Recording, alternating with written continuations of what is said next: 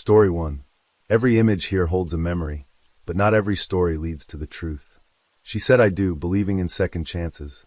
5 days later, her blood stained the bedroom floor. Behind each photograph, a secret. Behind each string, a lie. But today, we follow the one thread they all missed. The thread that began long before the wedding and ended in murder. Who plotted this? Who survived? And did the real betrayal begin years before anyone pulled the trigger? Jasmine was 17 when she first fell for Steve. Back then it was simple, 2 kids walking hand in hand across campus, stealing kisses between classes, whispering promises of forever under the stars. Everyone around them saw a perfect match. Friends smiled knowingly when they passed by. Professors joked they were attached at the hip, and for a while, it looked like they were. Steve was sharp, ambitious, the kind of young man who spoke about the future with confidence. Jasmine was gentle, hopeful, the kind of girl who believed love could weather anything. But love, she would learn, wasn't always enough. On the day of their college graduation, Steve planned the ultimate surprise. In front of classmates, professors, families, he knelt on one knee, holding out a ring he'd saved months to buy. Cameras clicked, phones recorded. The crowd leaned forward. Jasmine looked at him and froze. She shook her head softly, whispered, "I'm not ready," and walked away. It was a moment that shattered more than a proposal, but to her it was a moment of strength. She did not want to marry a man that hit her. Steve was hot-tempered and occasionally hit her. Steve's face, once lit with joy, collapsed into something hollow. For Jasmine, life moved forward. She met another man, quiet, kind, steady. They married in a small ceremony. Nothing extravagant, just family and a few friends. Jasmine's sister remembered how happy she was that day. There was no drama, no grand declarations, just love that felt safe. But safety didn't last. 11 years ago, during what was meant to be the happiest week of her life, Jasmine's world crumbled. Gunmen stormed her honeymoon suite. Her husband was shot dead. Jasmine barely survived. She never fully recovered. For Steve, life took a darker path. Humiliation festered into anger. His once bright future dimmed. He lost jobs. He lost friends. He drowned himself in alcohol, then drugs, sliding into a world far from the one he had dreamed of. He later started therapy and gave his life to Christ. He had identity.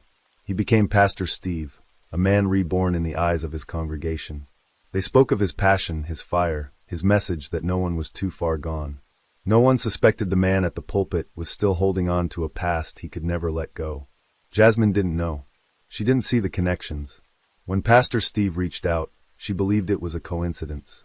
She believed maybe, just maybe, after all she had lost, this was God's way of giving her back a chance at love. Steve told her he was changed, healed, no longer the man she once feared. And Jasmine, aching for peace, believed him. They began again. They laughed over coffee. They took long walks. They planned a wedding, small but joyful. Friends whispered their concerns quietly, but Jasmine was determined to trust. She wanted to believe that people could change. She wanted to believe that she wasn't cursed to live in the shadow of grief. What she didn't know was that Steve had orchestrated the attack that killed her first husband. He had waited 11 years for this moment. Every detail of their reconnection, every step toward the altar, was part of a plan Jasmine never saw coming. While she was building a future, Steve was closing in on a long-delayed revenge. For him, the wedding wasn't a beginning, it was the final act. This was a love story turned into a trap. A second chance that was never meant to save, only to destroy. 5 days after their wedding, the police arrived at the apartment. Body cameras captured everything. The flashing red and blue lights casting long shadows across the front door. The narrow hallway leading inside. The nervous tremble in Pastor Steve's voice as he stumbled over his words. "We were robbed," he said, his eyes wet, his hands shaking. "They shot my wife. Please, you have to help her." Inside, Jasmine lay motionless on the floor. Her wedding ring still glinted on her finger, a sharp contrast to the blood pooling beneath her. The apartment itself told a story, but not the one Steve wanted them to believe. Drawers were untouched, valuables remained in plain sight. There were no signs of forced entry, no broken windows, no jimmied locks. And under the bed, where most wouldn't look, was a gun, clean, loaded, registered to Steve. As officers moved through the apartment, the details didn't add up. Jasmine's phone was found on the kitchen counter, its screen cracked, one last outgoing call logged at 10:47 p.m. to her sister. That same sister later told police, "She called me days before." She sounded scared. She said they'd had a fight, but she didn't want to talk about it over the phone. Neighbors were quick to share what they'd heard. One couple from the apartment next door said, "We didn't hear any break-in, just raised voices." It sounded like an argument that got louder, not like strangers busting in. Another neighbor added, "I thought I heard a loud bang, but I figured it was something falling. I didn't know it was a gunshot." Detectives began piecing together the timeline. Jasmine had spent most of the day running errands, finalizing paperwork for their marriage license, sending playful texts to friends about newlywed life. She was last seen by a neighbor around 7 p.m., smiling as she carried groceries inside. By midnight, she was dead. The autopsy report later revealed she had been shot at close range. There were no other injuries, no signs of a physical altercation, no evidence she had been restrained. It was a clean, direct kill, one bullet, one target. As detectives dug deeper, they uncovered more contradictions. Steve claimed they had gone to bed early, but security footage from the building showed him leaving the apartment around 9 p.m. and returning just before 11. When asked where he'd gone, Steve offered vague answers, just needed some air. "Cleared my head, we had a small argument, but phone records showed no outgoing calls, no texts during that time." In the hours after Jasmine's death, Steve reached out to members of his congregation, asking for prayers, painting himself as a heartbroken husband caught in a random act of violence. But detectives weren't convinced. They wanted to know why a burglar would target a modest apartment, steal nothing, and leave no trace of entry except a single bullet fired from the homeowner's own gun. Back at the precinct, Jasmine's sister gave a chilling statement. "She told me she found something. I don't know what it was. She said she'd stumbled on something that didn't make sense, that she was going to tell me everything when we met up. She sounded different, nervous, like she was watching her words. Then came the discovery that changed everything. While searching the apartment, detectives found a loose floorboard in the bedroom, right beneath the bed where Steve's gun had been stored. Beneath it, wrapped in an old cloth, was a leather-bound diary. Inside were pages and pages of writing, some of it sounding like prayers, some like confessions, but buried deep within were entries that stopped the investigators cold. Steve had written about a past plan, a plot to hire two men he'd known from his time on the streets, to kill Jasmine and her first husband. He had detailed the payments, the instructions, the night it happened. Detectives now had to trace this claim back to the past. They reopened old court files from the murder of Jasmine's first husband, a case that had gone cold after the hired shooters vanished. They pulled mugshots, names, last known addresses. Cross-checking those with Steve's financial records from years ago revealed quiet withdrawals, cash handoffs, all lining up with the timeline of the first attack. It was no longer a case of a husband claiming to be the victim of a random robbery. It was a case of a man who had orchestrated murder before and had now finished what he started. The detective board grew more crowded. Jasmine's face was pinned at the center. Around her, photos of the two gunmen Steve had once hired. Their blurry mugshots faded, but still identifiable. There were bank statements showing large cash movements, phone records linking Steve to known criminals, and court documents from the first murder investigation. Every piece of evidence drew a tighter circle, and Steve was sitting right in the middle. The detectives ran through the timeline over and over. Steve's story about the robbery never matched the facts. The door hadn't been forced. The apartment wasn't ransacked. There were no fingerprints except for Steve's and Jasmine's. And the gun, clean, legally owned, and registered to Steve, told a story all its own. Forensic analysis confirmed that only Steve's prints were on the weapon. No smudges, no signs anyone else had handled it that night. Jasmine's body showed no defensive wounds, no bruises, no struggle. She had been shot at close range without warning. Detectives now believed that the night Jasmine died, she had discovered the truth. She had found the diary. She had read Steve's old confessions. And when she confronted him, he knew his carefully built new life, his reputation, his ministry. His mask was about to collapse. The investigators weren't just looking at a crime scene. They were looking at a man who had rehearsed this story for over a decade, who had waited for the right moment to step back into Jasmine's life, who had promised her love and healing, all while planning his final betrayal. Others whispered about the possibility of a jealous ex-lover, someone Jasmine had quietly dated after her first husband's death, someone who might have watched from the sidelines as she rebuilt her life and then found her way back to Steve. But when detectives searched her social circles, combed through her text messages, and interviewed her friends, no such name surfaced, no jealous ex, no bitter lover waiting in the shadows. There were online theories too, the kind that spread like wildfire through local forums and social media threads. Strangers guessing about a hidden stalker, a fan of Jasmine's social media accounts who might have become obsessed over time. But when detectives pulled the records, when they traced every private message, every follower, every suspicious comment, there was nothing, no pattern, no warning signs, no hidden figure in the dark. Then came the major misdirection, the lead that sent the investigation down a path that looked solid until it crumbled under pressure. Because when detectives reopened the files from the murder of Jasmine's first husband, they found themselves staring once again at the names of the two hired gunmen, men Steve had once paid to carry out the deadly job, and one of them, recently released from prison, was suddenly back on the radar. His name, his history, his past connection to Steve all too convenient to ignore, and for a moment, the detectives wondered if this was the missing piece, if the hitman, released and desperate for cash, had come back to finish the work. But that theory fell apart almost as quickly as it formed, because when they traced his steps, they found him clocked in at a factory overnight shift hours before Jasmine was shot.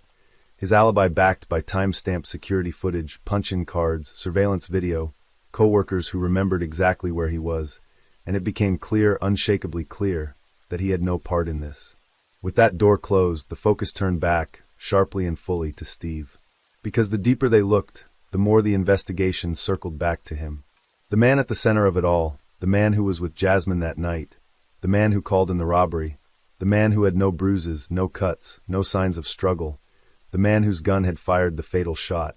And while the world outside speculated and defended and theorized, inside the investigation room, the detectives were no longer chasing strangers, no longer piecing together long-shot theories. They were narrowing in on the one person who had been standing in plain sight all along, the man who had once orchestrated a murder from the shadows, and now stood at the heart of a second tragedy, no longer as the grieving husband, but as the killer himself. It wasn't until months later that the missing link emerged, a connection no one had seen coming, a piece of evidence buried deep inside an old box of case files long thought closed.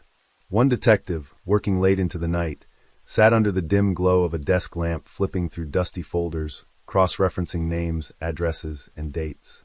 His eyes fell on a small bag sealed in evidence tape, inside an old burner phone, recovered years ago from the scene of the first attack on Jasmine and her first husband. Back then, the burner phone had led nowhere, no fingerprints matched, no records were traceable, and the trail had gone cold. But now, with new technology and better systems, the detective decided to run the evidence one more time. When the results came back, they hit like a jolt of electricity through the case. A partial fingerprint, smudged but still intact, matched Steve. It was small, barely enough to get a read, but it was his. Steve had been tied to the device used to arrange the first murder, a murder he had spent years pretending he knew nothing about. Detectives worked through the night, pulling surveillance footage, tracing Steve's past addresses, and matching them to Jasmine's life over the years. They realized that Steve's decision to move to her city hadn't been random. He had been tracking her, watching from a distance, waiting. While Jasmine thought she was rebuilding her life, Steve was quietly positioning himself to step back in. Investigators traced bank records showing small, hidden transactions, just enough to stay under the radar. They pulled phone records showing Steve's connections to old contacts, people tied to the on Jasmine's first husband. They reviewed emails, property records, and travel patterns. Every piece painted the same picture. Steve had never truly let go. He had laid low, played the part of the redeemed man, the pastor, the leader, all while staying close enough to Jasmine to know when to strike again. One detective described the moment everything clicked. It was like looking at a puzzle where the last piece had been sitting on the table the whole time, but no one had realized where it fit. The investigation shifted into high gear. Search warrants were issued. Steve's devices were seized. His sermons, once filled with messages of grace and forgiveness, were now played back by investigators listening for slips, hints, anything that pointed to a man who had been hiding his true intentions in plain sight. The detectives finally fit all the missing pieces into the puzzle. The night was quiet inside the apartment, the kind of silence that feels heavy, filled with things unspoken. Jasmine moved through the bedroom carefully, her hands shaking as she pulled up the corner of the floorboard, just as she had noticed earlier that day. Underneath, wrapped in an old cloth, was Steve's hidden diary. She unfolded it slowly, her eyes scanning the pages, her breath catching in her throat as she realized what she was holding. Page after page, Jasmine read Steve's own words, detailed notes about how he had paid men to take out her first husband, how he had watched her life unravel, how he had planned his way back into her world. The diary wasn't just a confession, it was a blueprint of years of waiting, of watching, of shaping every step that had led to this moment. Jasmine felt the floor tilt under her as the weight of the truth hit her. This man, the man she had chosen to trust again, the man she had married, the man she thought had been healed, was the very reason her life had been torn apart years ago. She closed the diary, her fingers trembling, her heart racing. She didn't scream, didn't run. She quietly backed away, her mind spinning, desperate to figure out what to do next. This was just her wedding night, and she had found out some years after saying yes. The next 5 days, she started distancing herself from him. Steve noticed, and that night when he came into the room, she confronted him. She told him she knew, she told him it was over, she told him she was going to the police. Steve didn't shout, he didn't beg, he didn't even deny it. Instead, he moved calmly to the nightstand, reached under the drawer, and pulled out the gun. Without a word, without hesitation, Pastor Steve, the man his congregation called a healer, a guide, a redeemed soul, raised the weapon and shot his bride. The investigators pieced this all together after the fact, but the timeline became painfully clear. Jasmine's last moments were spent facing the deepest betrayal of her life, realizing that the man she had loved not once, but twice had been orchestrating her destruction from the start. In the interrogation room, Steve sat quietly, his hands folded, his voice low. At first, he denied everything, but the pressure built as the evidence closed in. The fingerprint, the diary, the money trail, the surveillance, it was all too much to explain away. Finally, in a moment of defeat, he let the truth slip. "I couldn't let her ruin everything," he whispered. "She was mine." And so, the man who had preached salvation, who had stood before crowds as a symbol of second chances, was revealed to be nothing more than a man who had been waiting for his moment to finish what he started. And this time, there would be no one left to save. Jasmine's family sat together in the front row. Her sister held tightly to their mother's hand, her eyes red from days of weeping. They had waited for this moment, but it didn't bring the relief they imagined. Nothing could. As the evidence was laid out piece by piece, the diary, the fingerprint, the financial records, the surveillance footage, the courtroom seemed to hold its breath. Witness after witness came forward, recounting Jasmine's final days, describing her growing suspicion, her final phone call to her sister, her hope that she might finally break free from the man she never truly knew. The prosecution laid out the timeline clearly, showing how Steve had not only orchestrated the first attack 11 years earlier, but had carefully manipulated Jasmine back into his life, crafting a marriage that was nothing more than the final stage of his long-planned revenge. The defense had little to offer. Steve's own confession sealed his fate. The jury deliberated for less than a day. When the verdict was read, guilty on all counts, life imprisonment without parole, there was no applause, no cheers, only a heavy, aching silence. Jasmine's family wept quietly, clinging to one another, knowing that while justice had been served in the eyes of the law, nothing could undo what had been taken from them. Outside the courthouse, Jasmine's sister faced the cameras, her voice trembling but determined. "We thought she found love again. We never imagined she found her killer," she said. Her words cut through the noise, leaving even the reporters briefly silent. She spoke about Jasmine's strength, her resilience, the years she had spent rebuilding after tragedy, only to be struck down by the very person who had promised her healing. In the weeks that followed, the community struggled to make sense of the betrayal. Steve's church was left shattered, members divided between those who felt deceived and those who clung to the memory of the man they had once believed in. Jasmine's friends gathered for vigils, lighting candles in her honor, sharing stories of her laughter, her kindness, her dreams of a life she never got to live. And in the middle of it all, the simple, inescapable truth remained. Jasmine survived one nightmare, only to walk unknowingly into another. And though the legal battle had ended, the wounds left behind in her family, in her community, in the quiet spaces she used to fill, would take far longer to heal. This wasn't just a story about a murder. It was a story about masks, the ones we put on to hide our rage, our grief, our darkest truths. Steve wore the mask of redemption, the mask of a man reborn, convincing everyone, even Jasmine, that he was no longer the person she had once feared. Jasmine, in turn, wore the mask of hope, the mask of a woman who believed she could rebuild, who believed in second chances, who believed love could overcome the shadows of the past. But some wounds don't heal, some sins don't fade, and some sinners don't repent. Steve's actions remind us that evil doesn't always come with warning signs, that sometimes the people we trust the most are the ones who harbor the deepest, most dangerous resentments. Jasmine's life was marked by strength and survival, but in the end, her greatest vulnerability was the belief that the man who once hurt her had truly changed. Was justice served? Maybe. The court delivered its sentence. The killer was held accountable. But in the end, it wasn't the law that failed Jasmine.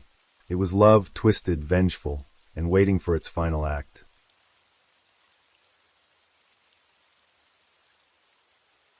Story 2. On this board lies the truth, or so they thought.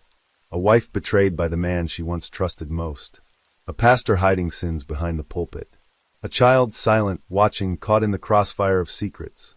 The photographs on the wall don't speak, but they hold the moments that mattered. A wedding day smile. A church gathering. A text message never answered. Red strings crisscross the board, stretching between suspects and victims, stitching together a timeline of love turned to rage, of devotion shattered by violence. Why did no one step in when the arguments grew louder, more dangerous? Why was the last 911 call, the one that could have saved her, cut off at 3:17 a.m.? Why months after the funeral, were police still combing the apartment, only to uncover something unspeakable? This isn't just a murder case. This is a web of power, silence, betrayal, and a man who decided that if he couldn't control his wife, he would destroy her. Today, we uncover everything, and when the last piece falls into place, only the killer will be left standing. Now let's get into the case that has left a city searching for answers. Therese Walker was 37, a woman whose life centered around two things, her family and her faith. At the local church, she was the heart of the women's ministry, the person who remembered everyone's birthday, who made sure no child left Sunday school hungry. But behind the church doors, Therese lived a second life, one marked by exhaustion. She worked 2 jobs, one as a nursing assistant during the day and another as a night shift cleaner, just to keep the family afloat. Their household expenses had ballooned in the past few years as medical bills for their daughter Mia piled up, while the church's finances and her husband's income steadily declined. Mia Walker was 8 years old, a child with a severe disability that left her unable to speak or walk. She spent most of her time in a wheelchair, dependent on her mother for nearly everything. But if you asked anyone in the congregation, they'd tell you Mia's presence was a blessing. She radiated light and innocence. To Therese, Mia was her purpose, her anchor in a life that increasingly felt heavy and lonely. And then there was Pastor Elijah Walker. At 40, Elijah commanded the pulpit with the smooth voice of a man who had learned early how to win over a crowd. He was tall, sharply dressed, the kind of man who could shake your call you by name and make you feel like you mattered. His sermons were filled with passion, his prayers long and moving, his grip on the congregation steady. But at home, Elijah was a man worn thin. He had grown up poor in a broken home in rural Texas, surrounded by struggle. Becoming a pastor had been his redemption, his proof that he was worth something. But what the public didn't see was the weight Elijah carried, the pressure to be perfect, to lead a congregation that was shrinking, to keep up appearances even as donations dried up. His charm masked frustrations that simmered behind closed doors, where only Therese saw the cracks. Neighbors described the Walkers as a perfect family on the outside. Church members remembered Elijah bragging about his wife's strength, her hard work, her loyalty. But in private, Elijah's words to Therese had grown sharp. She was too busy, too tired, too distracted. He resented her night shifts. He complained that Mia took up too much of her attention, and Therese, once patient, once eager to please, had begun to pull away. Her friends noticed she no longer smiled the same way at church events. She stopped organizing the monthly dinners. She missed Bible study. And in the last months, she had started attending a separate support group for mothers of disabled children, something she didn't tell Elijah about. Family members later shared that Therese had been considering divorce. She had consulted a lawyer.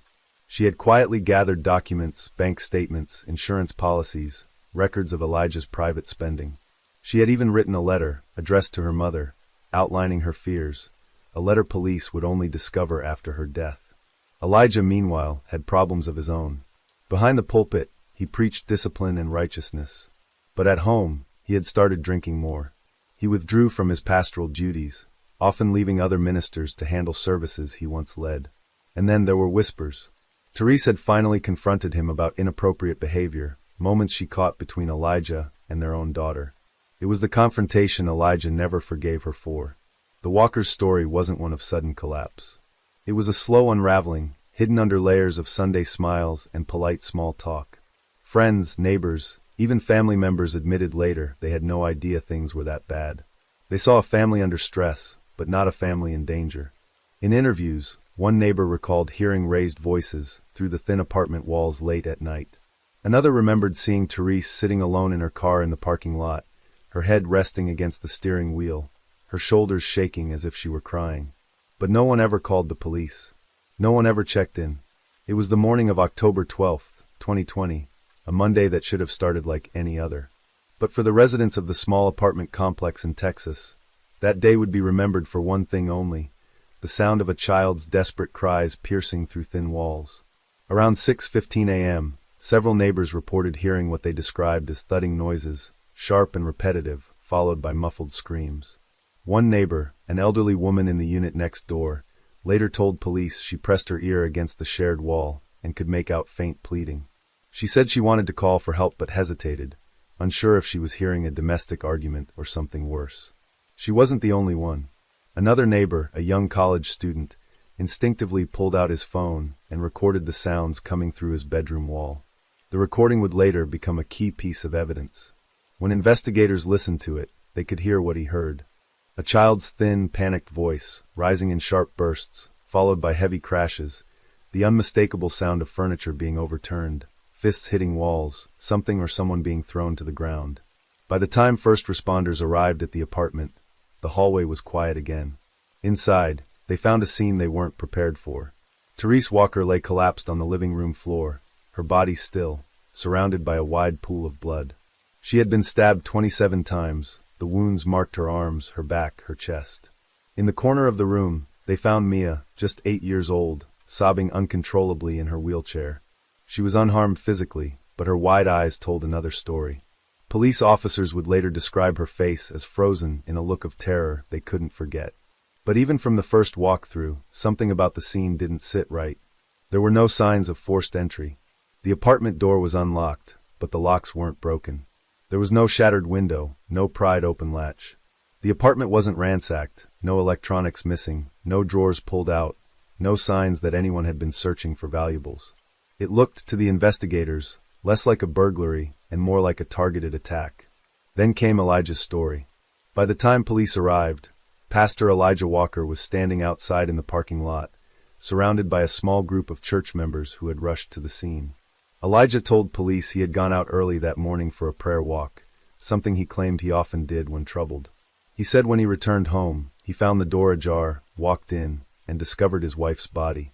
He insisted that a masked intruder must have broken in and attacked Therese while he was out. But Elijah's story quickly ran into problems. A neighbor living across the courtyard told officers she had seen Elijah sprinting from the building minutes before the police arrived, not returning to the apartment, but leaving it. She described him as sweaty, anxious, looking over his shoulder. Another resident, who lived below the Walkers, reported hearing heavy footsteps upstairs all night, but no evidence of anyone entering or exiting the building until just before sunrise. Then there was the statement from the church. Within hours of the murder-making local news, the church leadership issued a public statement defending Elijah, calling him a man of unwavering faith and warning the community against jumping to conclusions. This was before police had completed even their initial interviews. Inside the apartment, detectives found more red flags. A half-written note, folded and stuffed behind a lamp on the nightstand, was addressed to Therese's mother. In it, Therese described fears for her safety. She detailed arguments with Elijah, his unpredictable temper, and her plans to leave. She asked her mother to take care of Mia if anything happened to her. By the end of the first 24 hours, police had one dead woman, one grieving but suspicious husband, and one traumatized child who, despite her disability, had somehow survived the chaos. And yet, there were no arrests. Not yet. Instead, detectives kept their focus on gathering evidence, because as soon as they scratched the surface, they realized the Walkers' perfect life was built on secrets. Secrets that would soon start to unravel. Back at police headquarters, tensions were rising inside the investigation team. The homicide detectives believed they were looking at a domestic violence case, a husband unwilling to accept the loss of control. But the outside pressure was mounting. Elijah's position in the church brought him powerful allies. Local pastors, community leaders, and religious organizations began contacting the police department, insisting that Elijah was a victim of a targeted attack on his family. They claimed he was being framed, that the crime scene pointed to an outsider, and that the police were unfairly focusing on him because of his public role. When the autopsy report came, the medical examiner's findings were chilling. Therese hadn't simply been stabbed in a sudden attack, she had fought back. Her arms were marked with deep defensive wounds, her fingers bent and broken from trying to shield herself. There were cuts across her palms, indicating she had tried to grab the knife. And then came the detail that turned the investigation. Lodged under her last fingernail, detectives found a small piece of cloth. When the lab ran tests, they confirmed it was a fragment from Elijah's shirt. It wasn't just a stray fiber or random contamination. It was part of a torn section near the collar, consistent with a struggle. Therese, even in her final moments, had left behind proof of her attacker. Suddenly, the theory of a masked intruder started to fall apart. There was no sign of anyone else entering the apartment. And now, the physical evidence pointed back to Elijah, the man who claimed to have been out walking, the man who appeared calm and collected when the police arrived, the man who had already begun shaping a public narrative around his innocence. As the investigation moved forward, the detectives thought they understood the key players. A husband, a wife, a child. A home that should have been a place of safety, but became a crime scene. But then, just as they were closing in on Elijah, a new name surfaced, one that no one on the outside had been watching. Her ex-detectives first heard his name from Therese's closest friend, a woman she confided in through late-night texts and quiet conversations after church. The friend described how, just weeks before the murder, Therese had reconnected with a man from her past, someone she had dated long before Elijah, long before her life became consumed by the church and the ministry. His name was Andre Lewis. He had been Therese's high school sweetheart, the kind of first love people never really forget. Andre had left Texas years ago, moved to California, built a life in construction, and disappeared from the local radar. But a family funeral had brought him back into town. He and Therese crossed paths again, not intentionally, but once they did, neither could quite walk away. The messages between them, recovered from Therese's phone backup, painted a complicated picture. There was no evidence they had rekindled a physical relationship, but the emotional connection was undeniable. Therese poured out her frustrations, her fears, and her loneliness. She told Andre how isolated she felt, how Elijah watched her every move, how trapped she had become in a marriage that no longer felt safe. Andre, for his part, urged caution. His texts were filled with concern, not aggression. He encouraged her to make a plan, to leave safely, to involve her family. But when detectives pulled Andre in for questioning, they discovered something they hadn't expected. Andre had been near Therese's apartment the night of the murder. Andre told police he had stopped by late that evening, after receiving a message from Therese asking if they could talk. He said they sat in his car for almost an hour, parked 2 blocks from the apartment, discussing her next steps. Therese, he claimed, had been on the edge, scared, uncertain, but determined to leave Elijah. Andre swore he left her at the apartment just after midnight, promising to check in on her the next day. Detectives were torn.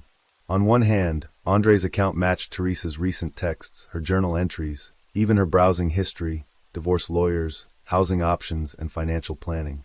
On the other hand, his presence near the scene complicated the timeline. Had Elijah seen them together? Had jealousy played a role in what happened next?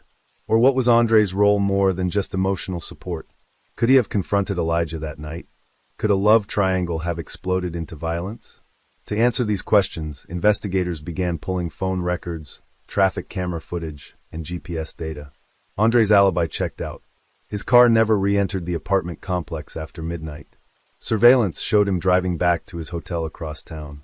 His phone stayed active throughout the night, pinging off towers miles away from the crime scene. Andre Lewis was cleared of direct involvement, but his shadow lingered over the case. His reappearance forced detectives to re-examine Elijah's state of mind in the days leading up to the murder. The breakthrough came late one night, when one of the lead detectives, exhausted but determined, sat hunched over Therese's recovered phone data. There had been something bothering the team for days, a missing piece, a motive that ran deeper than jealousy, deeper than money or reputation. And then, tucked away in the backup cloud, they found it.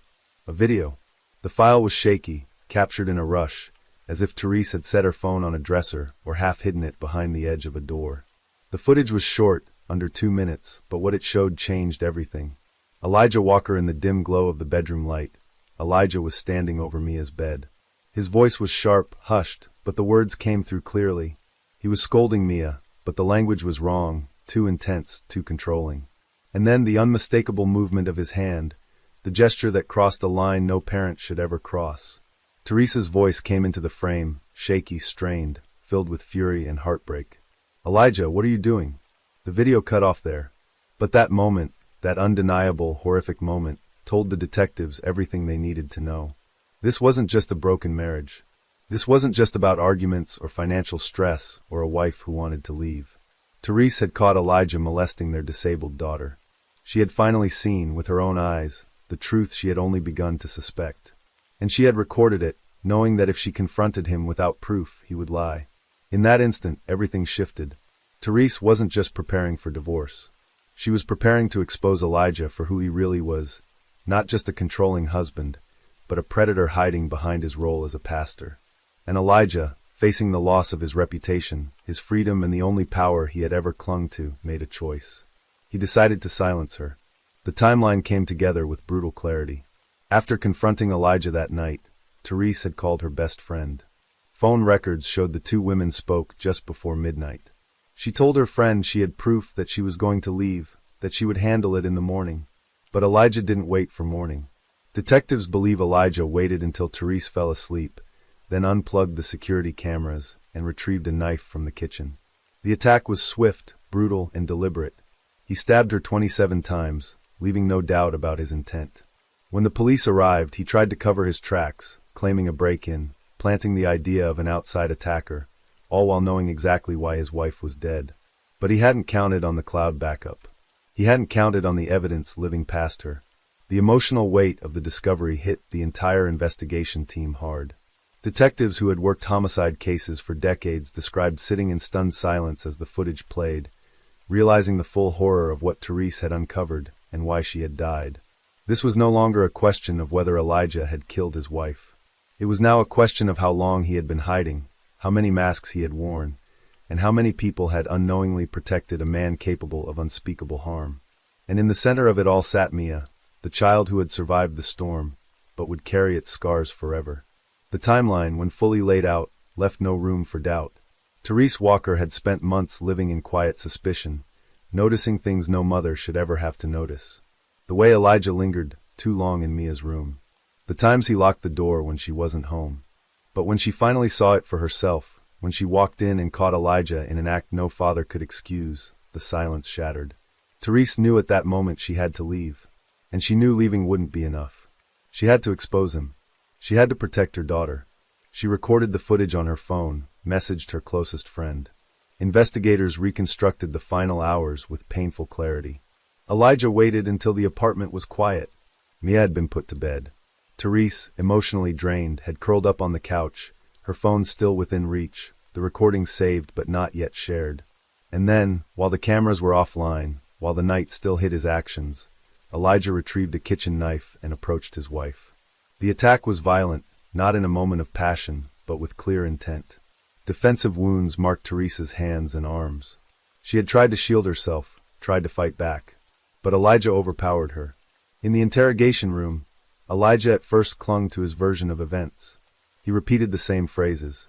Masked intruder. Random attack. No idea who would do this. But the detectives, now armed with the recovered footage, the physical evidence, and the timeline that stripped away every lie, watched as his defenses cracked. One of the key moments came when they presented Elijah with a still image from the video. His face, partially turned, standing beside Mia's bed, caught in the act. For a long moment, Elijah sat in silence, his eyes locked on the photo. And then, almost in a whisper, he said the words that confirmed everything. She was going to ruin everything. I built this church. I made this family. Those words, recorded and entered into the case file, carried the weight of years of hidden abuse. They were the words of a man who believed his public image mattered more than the safety of his own child, more than the life of his wife. Friends and acquaintances, once defenders of Elijah's character, began to rethink their memories. They recalled the moments they had dismissed, The cutting comments Elijah made about Therese in private. The way he belittled her in small, sharp ways. The way he used scripture to justify his dominance in the home. One former church elder described how Elijah once claimed that a wife's loyalty is tested in silence. A phrase that now sounded far darker in hindsight. Even the congregation, once fiercely protective of their pastor, could no longer look away. As the details of the investigation became public, people began to remember how Elijah had gradually isolated Therese. How she had faded from leadership roles. How her bright spirit had dimmed under his constant control. When the trial began, the courtroom overflowed with reporters, supporters, and observers. Cameras were barred from filming Mia directly, but her presence loomed large. A guardian appointed by the court spoke on her behalf, relaying the emotional toll of what had happened. Therapists testified to the long-term trauma she faced, the fear that haunted her, the confusion she expressed when asked where her parents had gone. Elijah's defense team, facing overwhelming evidence, attempted to shift the narrative. They argued that Elijah had suffered a mental breakdown, that the pressures of his pastoral role, the stress of raising a disabled child, and the fear of public shame had pushed him into a state of psychological collapse. Expert witnesses were brought in to suggest diminished capacity, to paint Elijah as a man who had snapped under unbearable weight. But the prosecution held firm. They presented the timeline, the deleted texts, the unplugged cameras, the deliberate erasure of evidence. They showed how Elijah had waited, how he had chosen his moment, how he had not only killed his wife, but crafted a lie to cover it up. This wasn't a man who had snapped. This was a man who had planned. The sentencing phase was tense, with the courtroom silent as the judge read the final decision. Life imprisonment without the possibility of parole. Elijah sat expressionless as the words were delivered, his hands folded on the defense table, his eyes fixed on some distant point beyond the courtroom walls. For Therese's family, the sentence was a moment of justice, but it was not a moment of healing. They left the courtroom carrying the weight of loss, knowing that no amount of punishment could bring Theresa back or undo the harm that had been done to Mia. For the church community, the aftermath stretched on long after the trial ended. Membership fell. Leadership changed. Sermons shifted from triumph to reflection as the congregation struggled to make sense of how a man they had trusted so completely had fooled them all. And for Mia, the path forward was filled with uncertainty. She was placed in the care of her maternal grandmother, surrounded by a family that loved her fiercely, but knew they could never fully erase the past. Therapists, counselors, and trauma specialists stepped in, trying to help a child process a world that had been shattered.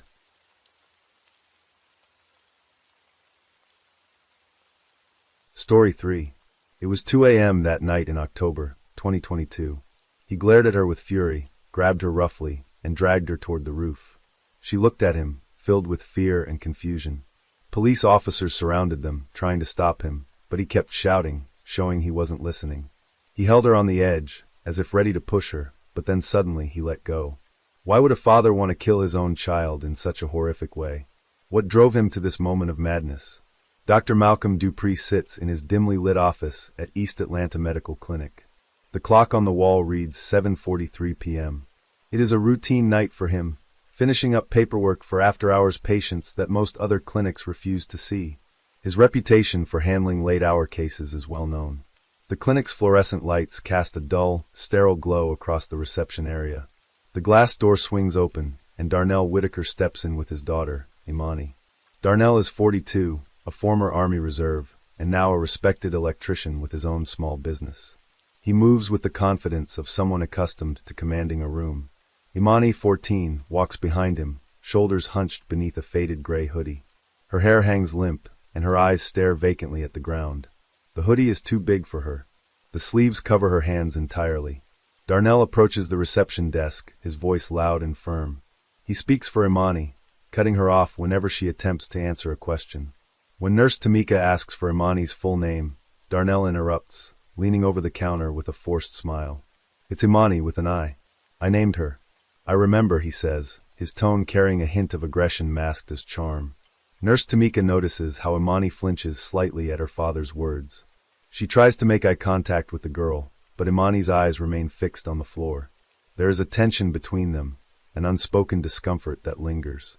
Tamika senses it, but says nothing. Dr. Dupree steps out of his office, clipboard in hand. Darnell immediately moves forward, speaking for Imani again. She's got stomach pain, he says. She's been complaining all day. Must be some food poisoning or something. He laughs, but the sound is hollow. Dr. Dupree nods, his expression neutral. He gestures for Imani to follow him into the examination room. Darnell insists on accompanying her, but Dr. Dupree holds up a hand. It's okay. I'll take it from here, he says. Darnell's jaw tightens, but he nods and steps back, his eyes never leaving Imani.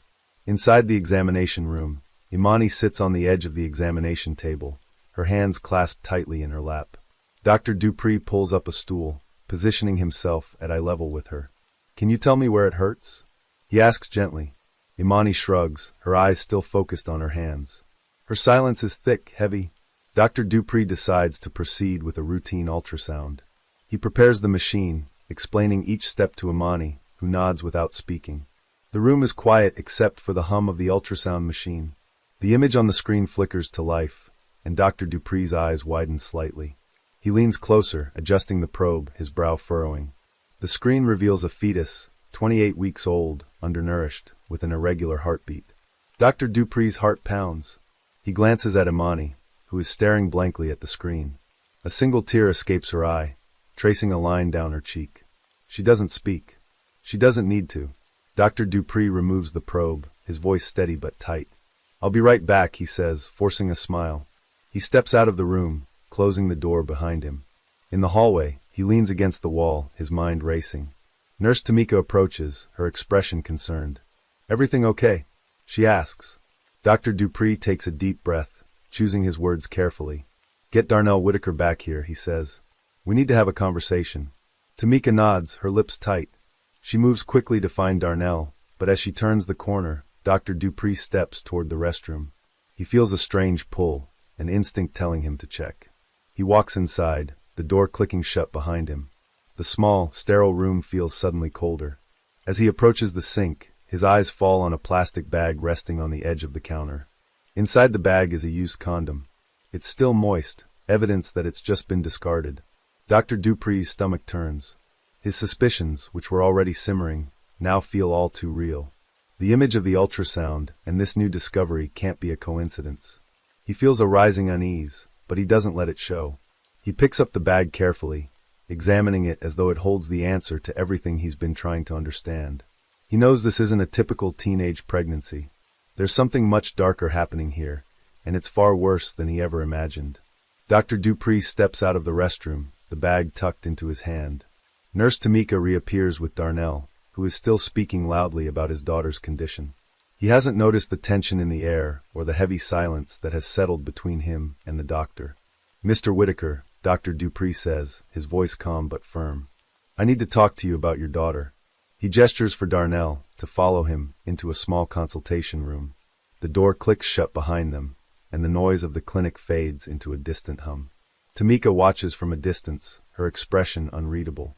She knows something isn't right, but she has no way of explaining it yet. She feels a pang of guilt, knowing she may have missed signs earlier, but she pushes the thought away. She can't focus on that now. She has to trust Dr. Dupree to handle this. Inside the consultation room, Darnell stands with his arms crossed, impatient. What's the problem now, Doc? You said she was fine. He grumbles. Dr. Dupree doesn't respond right away. Instead, he holds up the plastic bag with the used condom, his fingers tight around the edges. He watches Darnell's reaction carefully, his gaze sharp. What is this? Dr. Dupree asks, his voice low. Darnell's face pales for a brief moment, his eyes flicking to the bag before quickly averting them. He opens his mouth, but no words come out. The silence between them stretches, thick and heavy, before Darnell clears his throat. That's... Darnell starts, but his voice falters. That's not hers. It must be someone else's, he mutters, his words coming out too quickly. He's trying too hard to make it sound like an explanation. Dr. Dupree watches him, unblinking. The longer Darnell talks, the less convincing he sounds. The doctor doesn't press him further yet, but the pit in his stomach grows deeper. Something's not right here, Mr. Whitaker, Dr. Dupree says, his voice quiet, but carrying the weight of his realization. I need you to tell me what's going on with Imani. Darnell doesn't answer, and for a moment the room is still. Dr. Dupree knows that this is just the beginning of unraveling the truth. What he's seen in the ultrasound and the restroom are pieces of a much bigger puzzle. A puzzle that, no matter how hard Darnell tries to hide it, is beginning to come apart. Darnell's face tightens as Dr. Dupree explains that Imani needs further care and a hospital referral for an in-depth examination. Darnell shakes his head firmly, rejecting the idea. She'll be fine by morning, Darnell says with finality. This is just a stomach thing, she gets these sometimes. Dr. Dupree doesn't respond immediately. He watches Darnell closely, noting the tightness in his posture and the rushed dismissal. Something feels off, but he doesn't issue. Pushing Darnell won't lead to answers. Instead, he stays calm, choosing his words carefully. Imani needs to be checked properly, Dr. Dupree says, but Darnell is already moving toward the door. Let's go, Imani, Darnell demands, his voice flat and controlling. Imani doesn't move. Her father's words hang in the air, but she doesn't respond. Dr. Dupree notices her stillness, the quiet that seems to settle over her like a weight. The longer she sits there, the more the unease in the room grows. After a moment, Darnell turns and leaves, muttering something about getting out of there. The door clicks shut, leaving Dr. Dupree alone with Imani. For several seconds, Imani doesn't speak. Her eyes are cast down, and her hands remain tightly clasped in her lap. Dr. Dupree doesn't rush her. He simply waits. Then, almost in a whisper, Imani speaks. She kicks when he speaks, she says, her voice barely audible. Dr. Dupree freezes. His breath catches as he absorbs her words. The implication is clear, even if she doesn't say it outright. He watches her closely, but she doesn't look up, her gaze still fixed on her hands. I hate that she likes him, Imani continues, her voice trembling slightly. The weight of what she's just said crashes over Dr. Dupree. He's heard the words, but they don't make sense. He wants to believe he's misunderstood, but deep down he knows better. He stands there, paralyzed, unsure of how to react. He doesn't have concrete proof, just the chilling message in Imani's words. Imani doesn't offer more details, but there's no need to. Dr. Dupree knows what she's implying. He wants to act, to make a phone call, but without evidence, how can he proceed? What will happen if he's wrong? He's caught between a need to help and a fear of making things worse. Imani shifts slightly, her shoulders sagging. I don't know what to do, she murmurs. I don't want to go home. Her words sting. She's caught in a situation she can't escape. Dr. Dupree struggles to find the right words.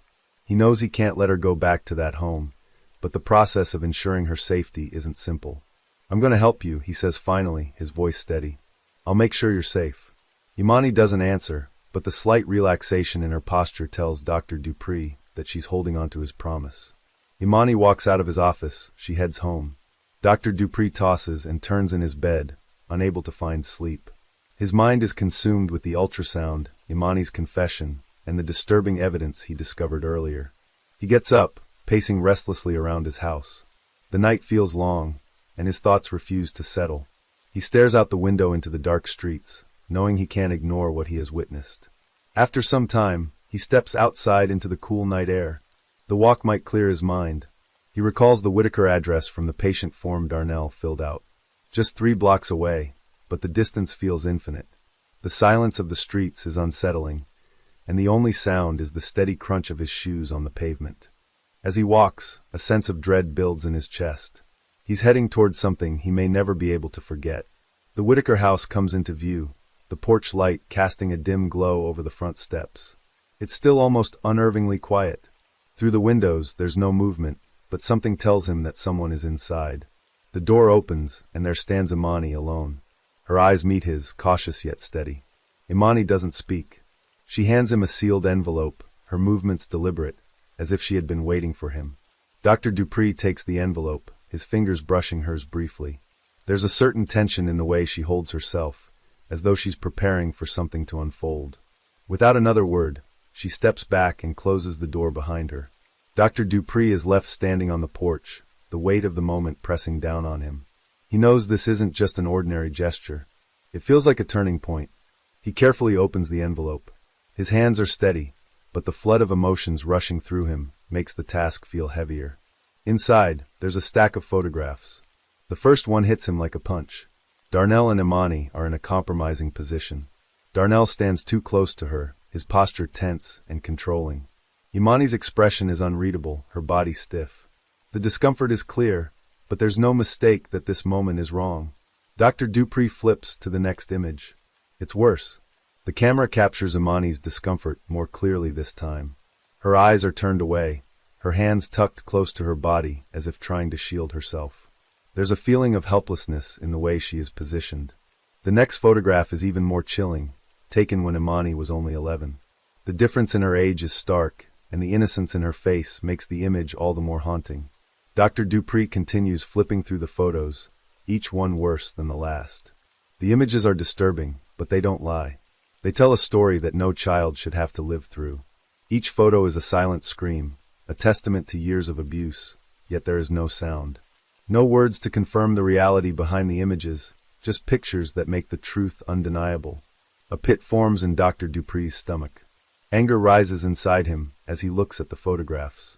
These images speak volumes. They tell a story of pain, of betrayal. He knows that Imani placed her trust in him when she handed him these photographs. She's asking for help, but Dr. Dupree hesitates. The decision before him is heavy, and he knows there's more to it than just this evidence. The photographs are clear, undeniable proof of abuse, but the legal system is complicated. Even with this evidence, the path forward isn't simple. Dr. Dupree knows he has to be careful. He can't put Imani in more danger, but he can't turn his back on her either. The urgency is growing, but so is the weight of his responsibility. He can't act on impulse. He needs to build a solid case, one that can protect Imani. He pockets the photographs, feeling the harsh reality of what he's seen sink in. The urgency is clear now. Darnell must be stopped, but Dr. Dupree knows that rushing to the authorities with just these images won't be enough. He needs more evidence to ensure Imani's safety, and to make sure this doesn't happen again. As he walks back to his house, the quiet streets seem even more oppressive. The usual hum of the city feels absent, as though everything is holding its breath. Unable to ignore the weight of the evidence, Dr. Dupree sits at his desk, his thoughts racing. He needs more information, more confirmation. His next step is clear. He has to contact Imani's mother, Nivea Monroe. After a brief search, he finds her on Facebook. Her profile is sparse, but enough to send a message explaining the situation and asking for a conversation. Within minutes, Nivea responds. Her tone is guarded, but she agrees to speak on the phone. When Dr. Dupree calls, Nivea answers with a weary voice. He explains the situation, the photographs, Imani's distress, and asks if she's aware of what's been happening. I knew something was wrong, Nivea says quietly. But I couldn't do anything. She tells Dr. Dupree that she lost custody of Imani years ago due to her struggles with mental health and addiction. Darnell used this against her, painting her as unstable in court. She was labeled unfit and pushed out of Imani's life. I thought I was crazy, Nivea admits. But I knew. I always knew he was hiding something. Dr. Dupree listens, his heart heavy. Nivea confirms the fears he's carried. Darnell is exactly who Dr. Dupree suspected. Seeing those photos, Nivea's voice cracks. I knew, but I never had proof. Now it's all out in the open. I couldn't stop him. There's a pause as Nivea looks at the photographs Dr. Dupree sent. Her reaction is raw, grief and anger spilling through the phone. I never wanted to believe it, she says, voice trembling. But I knew. I just couldn't protect her. The truth is undeniable now. Darnell's manipulation of Nivea and his control over Imani has lasted for years. The evidence is clear and Nivea is devastated. But she's also resolute. If you can help her, please do, Nivea pleads. I know I failed her, but I can't lose her again. Dr. Dupree promises he will do everything in his power to protect Imani. He hangs up the phone, the weight of his conversation lingering. With Nivea's confirmation, the path forward is clear. But it won't be easy. The real fight is just beginning. October 2022, at 2:13 a.m., a team of police officers approaches the Whitaker residence. The operation is quiet. The officers prepared for a confrontation. Dr. Dupree stands across the street, anxiously awaiting the outcome. Inside, Darnell is pacing. When the knock comes at the door, he reacts with a sense of panic. Without a word, he grabs Imani by the arm and drags her toward the back door. He's not thinking about the police closing in.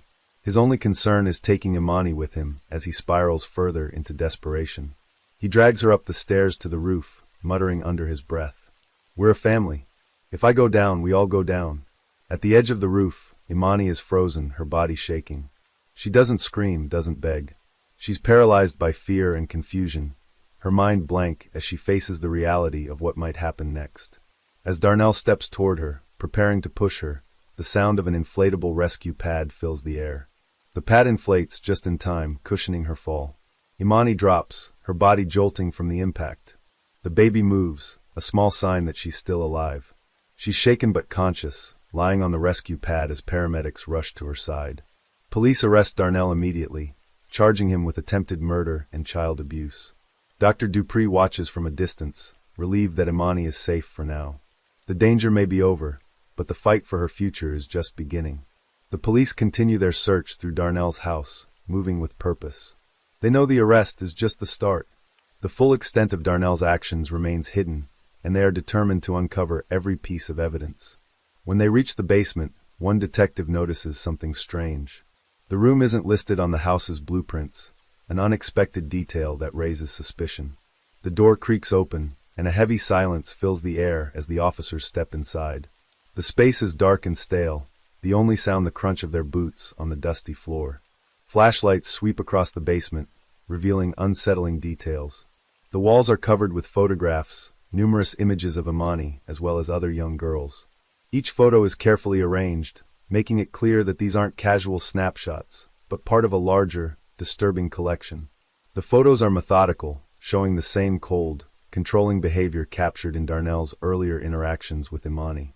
Among the scattered photographs, officers find SD cards labeled with names and dates. These cards are cataloged like items on a shelf, each one representing a day or victim. The detectives handle the cards carefully, knowing that they could hold crucial evidence. Then, on the far wall, they discover something more chilling, a calendar marked with red stars. Each star corresponds to a specific date, each one a silent marker of an act committed. The presence of the calendar reveals a disturbing pattern, one that has spanned years, with no indication of stopping. The officers exchange grim looks. The discovery in the basement paints a clearer picture of Darnell's systematic abuse. The images, the SD cards, the calendar, each piece confirms what they had feared. This was not an isolated incident. Other victims, possibly many others, are captured in the same manner, their experiences catalogued and stored as though they were nothing more than entries in a dark diary. The evidence is overwhelming, and the detectives begin to understand the true scale of Darnell's crimes. The basement has become a testament to years of manipulation and abuse. The silence in the room is deafening as they take in the full scope of what's been uncovered. The officers return upstairs, their hands full of evidence, each item more disturbing than the last. This case has taken a new, more horrifying turn. Darnell's actions were far more extensive than anyone had realized, and the path to justice for Imani and the other victims is now clearer, but much more complicated. The courtroom doors have remained closed for nearly 2 years. The trial, which was supposed to take place soon after Darnell's arrest, was delayed due to Imani's pregnancy. The legal system had to account for her condition, her emotional state, and the challenges of moving forward while she was dealing with the immense responsibility of becoming a mother at such a young age. By the time the trial begins in 2024, Imani is 16, and the weight of the case is heavy on her shoulders. She steps into the courtroom to finally face the man who had tormented her for years. Imani sits on the witness stand, facing the jury and the entire courtroom. Her hands shake slightly, but her voice remains steady as she begins to recount the abuse she endured at the hands of her father, Darnell. She describes how he manipulated her from a young age, cutting her off from her friends, teachers, and anyone who could have helped. He used fear and control to isolate her, making her feel worthless and powerless. She talks about the years of physical and emotional abuse, detailing the ways Darnell used guilt to keep her trapped in a world of silence and fear. Imani doesn't hold back, speaking clearly about the ways he controlled her, fear that permeated her every day, and the way he convinced her that she was the one at fault. Imani describes the photographs and SD cards found in the basement, explaining how they were not just a record of her suffering, but a catalog of years of abuse. She talks about how Darnell used these images to keep her under control, to create a terrifying and manipulative narrative that made her feel as if she had no way out. Her testimony is direct, powerful, and emotional. She speaks with clarity and strength, despite the years of trauma she has endured. She doesn't hide the details. She tells the jury exactly what happened, what her father did to her, and how his actions have shaped her life. Next, Nivea, Imani's mother, takes the stand. She isn't here to defend herself, but to face the reality of what she allowed to happen. She speaks plainly, explaining how her with addiction and mental health issues led to her losing custody of Imani. She talks about how Darnell used her weaknesses to his advantage, keeping her from protecting her daughter. Nivea doesn't just ask for forgiveness. She acknowledges that she failed to stop the abuse, that she wasn't there when Imani needed her most. Her words are filled with regret, but she affirms that she never stopped loving Imani, and that she always feared for her safety. Nivea's voice trembles as she apologizes to Imani, but she doesn't make excuses. She simply tells the truth. Darnell, sitting across the courtroom, shows no emotion. His eyes are cold, his arms crossed, and he refuses to acknowledge the testimony. As the photographs and evidence are presented, Darnell remains silent. His lack of remorse is clear. He does not flinch, even as the details of his abuse are laid bare. After the prosecution presents its case, the jury deliberates for only a short time. The evidence is overwhelming. Darnell is convicted on 19 counts, including sexual assault, child endangerment, and other crimes related to his abuse of Imani. The sentence handed down is life imprisonment, ensuring he will never harm another person again. As Darnell is taken away in handcuffs, Imani feels a sense of relief for the first time in years. Though she knows her journey to healing is just beginning, the conviction marks the end of a long, painful chapter. The justice they fought for has been achieved. Nivea looks at her daughter, and in that moment, they share a long hug. There's no need for words. The hardest part is over. Imani has taken control of her life, and together, they will move forward. Imani, now 16, holds her newborn daughter, Promise, in her arms. The name she gave her child symbolizes survival and hope, a reminder of the strength it took to overcome the darkness that once defined her life. Despite the immense challenges of motherhood, Promise is a beacon of light in Imani's world. Every cry, every giggle fills Imani with a sense of purpose. Life as a mother is hard, and every day presents new hurdles. Imani is learning, adapting, and taking responsibility. The weight of her past will never truly leave her, but for the first time, she feels like she has something to fight for, someone who needs her. As she looks down at Promise, she feels a deep, unshakable love, one that fills the void left by the years of pain and uncertainty. One afternoon, Imani steps outside into the neighborhood. She walks with Promise bundled in her arms, moving slowly and steadily. The sun is low, casting a warm light on the familiar surroundings. It's a peaceful atmosphere, but the calm is something Imani had to earn. She sees a neighbor wave from their porch. It's a simple gesture, but for Imani, it feels like a victory. She waves back, acknowledging the connection. It's a subtle yet powerful moment, a sign that she is part of the world again. No longer hidden or fearful, she is taking small but meaningful steps toward reclaiming her life. Her journey is far from over, but as she walks with Promise in her arms, Imani knows that each day is a chance to rebuild. The past still lingers, but it no longer controls her. She is moving forward, taking ownership of her future, and finding strength in the little moments that make life meaningful.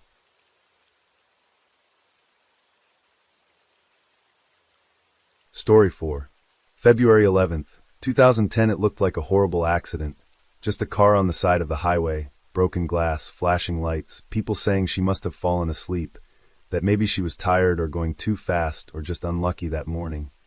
And so they wrote it off and called it a tragedy and told her mother it was time to let go. But her mother never could, not fully.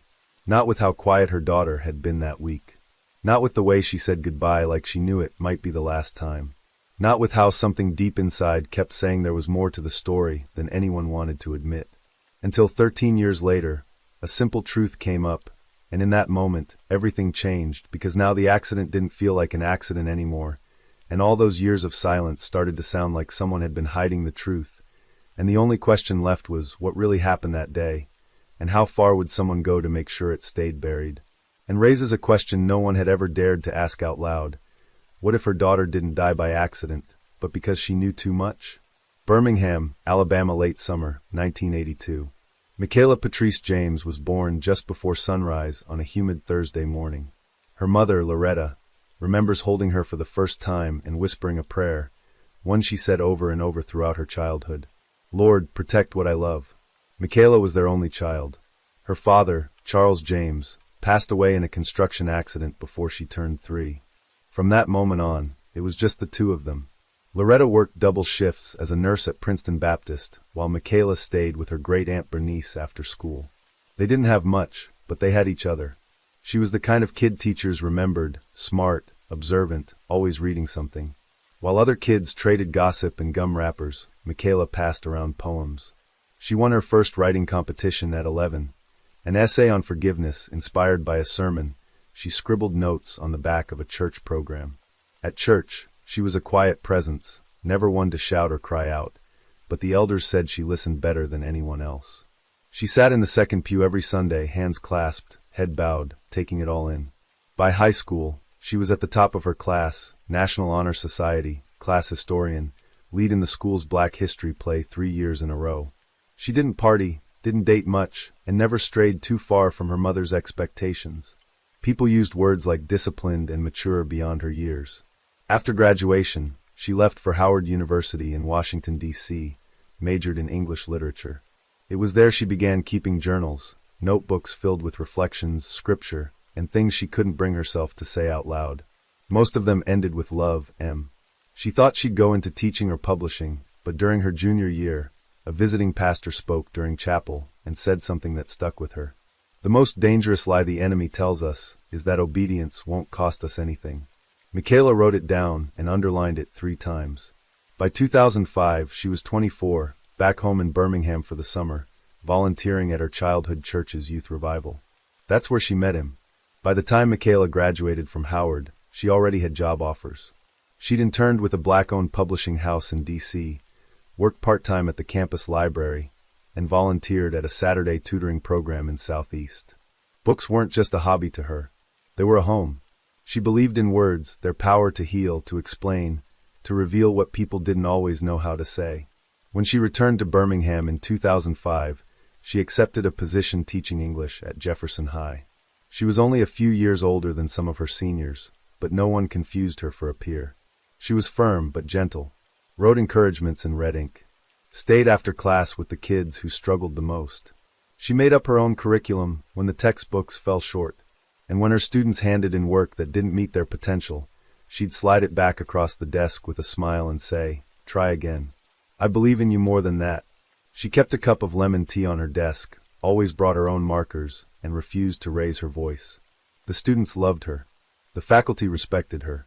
But those who knew her best, her mother, her close friends, knew there was another side to Michaela. She was a lover girl, not in the reckless way people throw that word around. She wasn't out chasing every man who looked her way. But she dreamed. She dreamed hard. Since high school, she'd kept a private journal titled, "Letters to My Future Husband." She filled pages with prayers for the man she'd one day call hers. They weren't about money or looks. She wanted someone who would kneel beside her to pray before bed, who'd help set up chairs at Bible study without being asked. Someone who didn't just go to church, but feared God in the quiet moments, when nobody was watching. She wrote about Sunday mornings in a house full of music and breakfast smells, about holding hands during long drives and memorizing each other's favorite verses. Michaela wanted a covering, a man who led with patience, loved with honesty, and didn't flinch when life got hard. There was one man she almost gave her heart to, Elliot Daniels.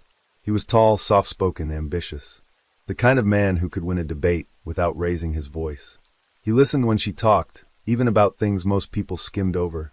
Her love for old hymns, her Sunday night routines, how she prayed before grading papers. They dated for almost 3 months. Dinner dates, long walks near the monuments, late-night phone calls that turned into sunrise. She liked that he challenged her, that he didn't try to impress her with shallow talk.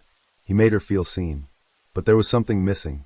One evening she asked him casually, "Do you believe in prayer?" He shook his head without hesitation. "I respect it," he said, "but I don't believe in God. Never have." She blinked once, thought maybe she misunderstood. But he continued, "I think religion helps some people sleep better. That's fine. But for me it never clicked, doesn't feel real." She sat still, didn't argue, didn't try to convince him, just nodded slowly. That was the beginning of the end. She called him the next day, voice steady, heart heavy. She thanked him for his honesty, then told him she couldn't keep seeing him. Not because he wasn't kind, not because she didn't care, but because she knew herself. She couldn't build a life with someone who didn't believe in the very foundation she stood on. She told a close friend afterward, "It's not about converting him. It's about alignment. I've spent too long praying for the kind of man I want to ignore what I need." She never spoke poorly of Elliot. She wished him well. But she never looked back. That same week, she pulled out her journal and wrote 4 words in the top corner of a clean page. Faith first. Always. Always. For Michaela, love without faith was a contract without commitment. She wanted more than companionship. She wanted a covenant, a covering, a man who'd reach for her hand in prayer before he reached for her in passion, who believed, not just in her, but in the God who made her. And though she didn't know when or how, she believed one day she'd find someone who matched her heartbeat for beat, someone who wouldn't question why she prayed out loud, someone who didn't need convincing, because to her, faith wasn't negotiable. It was the beginning of everything. Terence Elijah Porter was born on August 10, 1981, in Augusta, Georgia, to two of the most influential figures in the state's Pentecostal community, Deacon Elijah Porter Sr. and First Lady Dolores Porter. His birth was announced from pulpits, printed in church bulletins, and prayed over by women in white hats before he ever learned how to speak. From the beginning, Terence wasn't just raised in the church. He was built for it. His father was a strict man, reserved, always polished, the kind of preacher who didn't hug his children, but expected them to quote scripture before dinner. Elijah Sr. led Mount Victory Holiness Temple with a presence that demanded obedience. His word was law inside the sanctuary and inside his home. His mother, Dolores, was softer in tone, but no less exacting. She coordinated the women's ministry, oversaw the choir wardrobe, and made it clear that being a porter wasn't just about blood. It was about image. Appearances mattered. Silence mattered more. She once told a guest speaker, "God may forgive, but this congregation remembers." And she meant it. Terence was their pride. Bible Bowl champion at 9. Preaching his first youth revival at 13. On a roll. Never suspended. Never caught doing anything outside of what was expected. They called him anointed. Called. Gifted. He never pushed back. He didn't know how to. His whole life had been structured around what others needed him to be. But the household wasn't warm. Rules filled the space where affection should have lived. Family dinners were more like strategy meetings. Mistakes weren't discussed. They were punished, then forgotten. Emotions were a distraction. Reputation was everything. Then there was Trennis, his younger sister by 3 years. Emotional, sensitive, unpredictable. She didn't follow rules as easily. Didn't stay in her place. At 15, she stopped talking to their parents altogether and was sent to a boarding school in Charleston with the explanation that she was going through something spiritual. That's what the congregation was told. Privately, the family said she was dealing with those episodes were never defined. By 25, he had taken over a branch of his father's church in Atlanta. Within 2 years, membership had doubled. He expanded the youth program, launched a streaming ministry, and built a reputation as one of the most polished voices in the Southeast.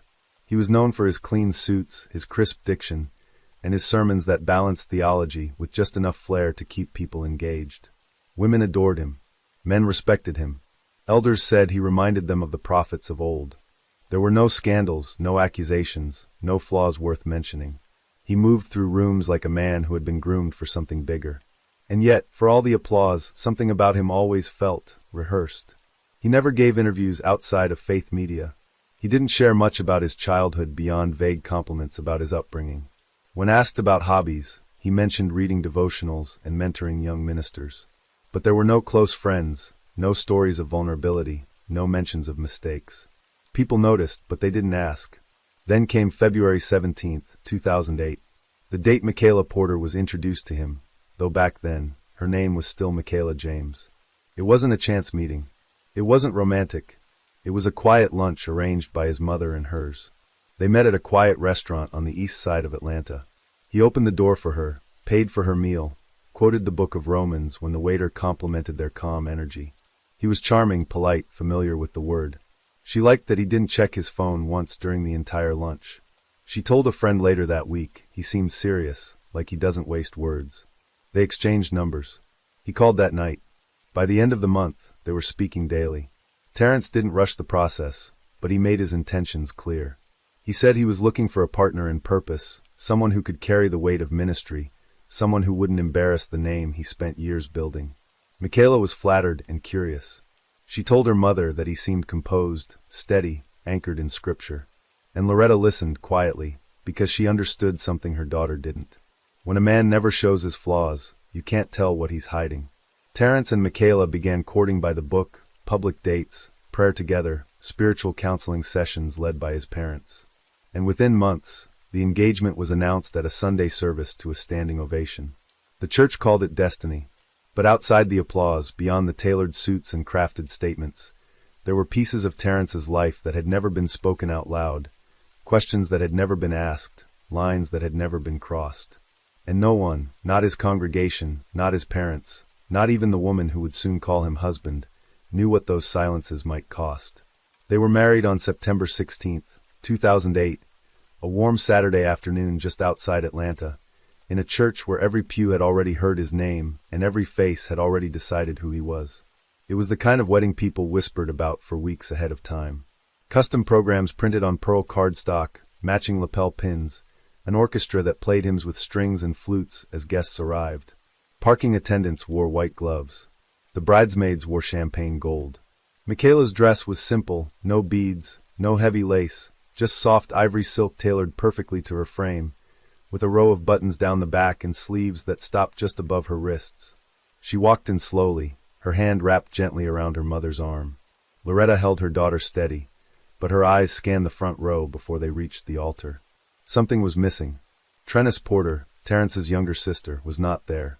There was no announcement, no chair with her name on it, no explanation offered, just absence. One less smile in the family photo, one less sibling to welcome the bride, but nobody mentioned it. Not then. The church was full, packed beyond capacity. Ushers added folding chairs along the back wall. A deacon's wife fainted from heat and emotion during the prelude. It was that kind of day, high expectations, high visibility. Terrence stood at the front in a deep navy suit, flanked by his father and 4 groomsmen, all preachers, all polished. He didn't smile much, but he looked composed, reverent. Every move rehearsed down to the tilt of his head during prayer. When Michaela reached the altar, they didn't look at each other long. He nodded once. She smiled, soft, nervous. Then they turned toward the officiant. The ceremony was flawless. Prayers were read. Vows were exchanged. He called her his peace. She called him recovering. The pastor spoke about destiny and obedience. When he pronounced them husband and wife, the congregation rose to its feet in applause. But Loretta remained seated. She clapped, yes, but her eyes stayed fixed on her daughter's face. Not the smile for the cameras, but the quick glances she gave Terrence between each cue. There was a reception in the church hall, white tablecloths, lemon pepper chicken, deviled eggs, wedding punch, and crystal glasses. People danced to gospel jazz and old Marvin Sapp. Elders gave long toasts. A group from the church youth choir sang "We've Come This Far by Faith." Terrence and Michaela cut their cake together, 3 layers, white frosting with blue and gold trim. She fed him a piece. He nodded, wiped her lips with a napkin. They posed for photos, back straight, smiles practiced. Pictures that would sit on mantels and church office desks for years. But in every single one of them, Trennis was absent. No one said her name that day. No one asked why she wasn't at her only brother's wedding. And if Michaela ever asked, she never said what the answer was. That night, they left for their honeymoon, for days in Savannah. Church members gathered around the car to pray as they drove off. Flashbulbs lit the sidewalk like paparazzi. The car turned the corner. The crowd cheered. The music faded. And just like that, they were husband and wife. By all accounts, it was a perfect wedding. But sometimes the loudest silence isn't who shows up, it's who doesn't. The first year of their marriage was quiet. Michaela settled into life as a pastor's wife with the same grace she brought to every season of her life, careful, thoughtful, measured. She joined the women's ministry, took over the children's Bible study on Wednesdays, organized food drives, sent handwritten thank you cards to everyone who gave them wedding gifts.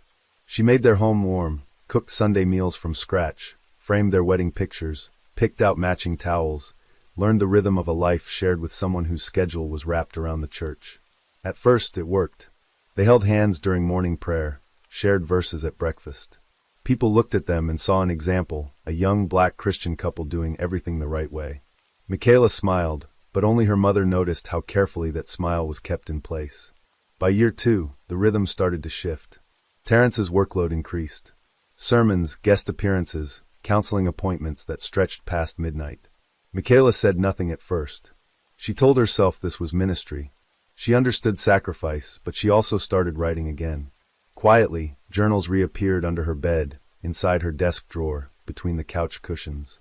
The entries weren't full of anger. They were full of questions, small ones at first. Why didn't he come to bed last night? Why does he only talk to me when he's preparing for a sermon? Why do I feel alone when he's sitting right beside me? In June 2009, Terrence came home after a conference in Savannah and sat Michaela down, said he needed to talk. His sister, Trennis, was struggling, he said, emotionally fragile, isolated. She'd lost her job. She'd stopped taking her calls. She needed help. He wanted her to move in, just for a while, to heal. Michaela didn't raise her voice. She rarely did. But she hesitated. She had never met Trennis in person, only heard about her in fragments, how she'd had issues as a teenager, how she was private, how she didn't do well around people. Michaela asked where Trennis had been during their wedding. Terrence said she wasn't ready to be around crowds, that she'd always struggled with transitions, that she just needed grace. He used that word often, grace. Michaela agreed, but only because saying no would have made her look cold, and she didn't want to be the wife who refused to help family. The first few weeks were manageable. Trennis stayed in the guest room, kept to herself, didn't say much. Michaela noticed she didn't eat at the table with them, didn't attend church, didn't clean up after herself. Then the small things started to pile up. One morning, Michaela found her favorite hairbrush on the bathroom sink, still full of strands, but not hers. She opened the linen closet and found her scarves out of place, a pair of heels she hadn't worn in weeks left by the front door. She said nothing, but she started locking her bedroom when she left the house. A month later, she returned from teaching a women's retreat to find Trennis sitting on the edge of her bed, wearing her church robe and spraying perfume onto her wrists. Michaela stood in the doorway, frozen. Trennis turned slowly. "Oh," she said, "I didn't know you'd be home so early." She smiled, a soft, tight smile. Michaela smiled back, but her hand gripped the doorknob. A week later, during a phone call with a close friend, Michaela whispered something she hadn't said out loud before. "It's almost like she's jealous of me, not just as a sister-in-law, as a wife." The friend asked what she meant. Michaela paused, then changed the subject. In January 2010, Loretta came to visit. She hadn't seen her daughter in months. She arrived on a Saturday morning. Michaela met her at the door with a smile that didn't reach her eyes. They made tea, talked about weather, church events, old neighbors. Loretta asked to use the bathroom. When she opened the hallway linen closet, she noticed a new pink robe, Michaela's, hanging on a hook behind the door. It smelled like lavender and jasmine. That night, as she was getting ready for bed, she walked past the guest room and saw Trennis with her back turned, wearing that same robe. The next morning, Loretta found a bottle of Michaela's perfume on the guest room dresser. She said nothing, but during breakfast, she kept her eyes on Trennis. Watched the way she followed Terrence with her gaze. Watched how her shoulders dropped when he complimented Michaela's biscuits. Watched how her laughter came too loud at his jokes. Later that afternoon, before she returned to Birmingham, Loretta pulled her daughter aside and said 5 words. "You need to watch her." Michaela didn't argue. She just nodded. There was no fight, no confrontation, no accusation. But something had shifted. The peace in that house had thinned. And though no one had said anything outright, the distance between what was normal and what was off was becoming harder to ignore. And once Michaela saw it, she couldn't unsee it. February 10th, 2010, it was a Wednesday afternoon. Michaela had stayed late at Jefferson High to help her students prepare for their state writing assessment. The faculty meeting that followed ended early. She didn't text. She didn't call. She just drove home, thinking about grading papers and what to cook for dinner.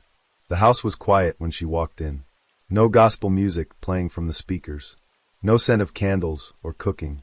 Just still air and the faint hum of the refrigerator. She set her bag down gently near the front door and called out, "Terrence?" Then, "Trennis?" No answer. She walked past the living room, glanced toward the kitchen, lights off. The hallway was dim. Their bedroom door, which was always closed when they weren't inside, was slightly open.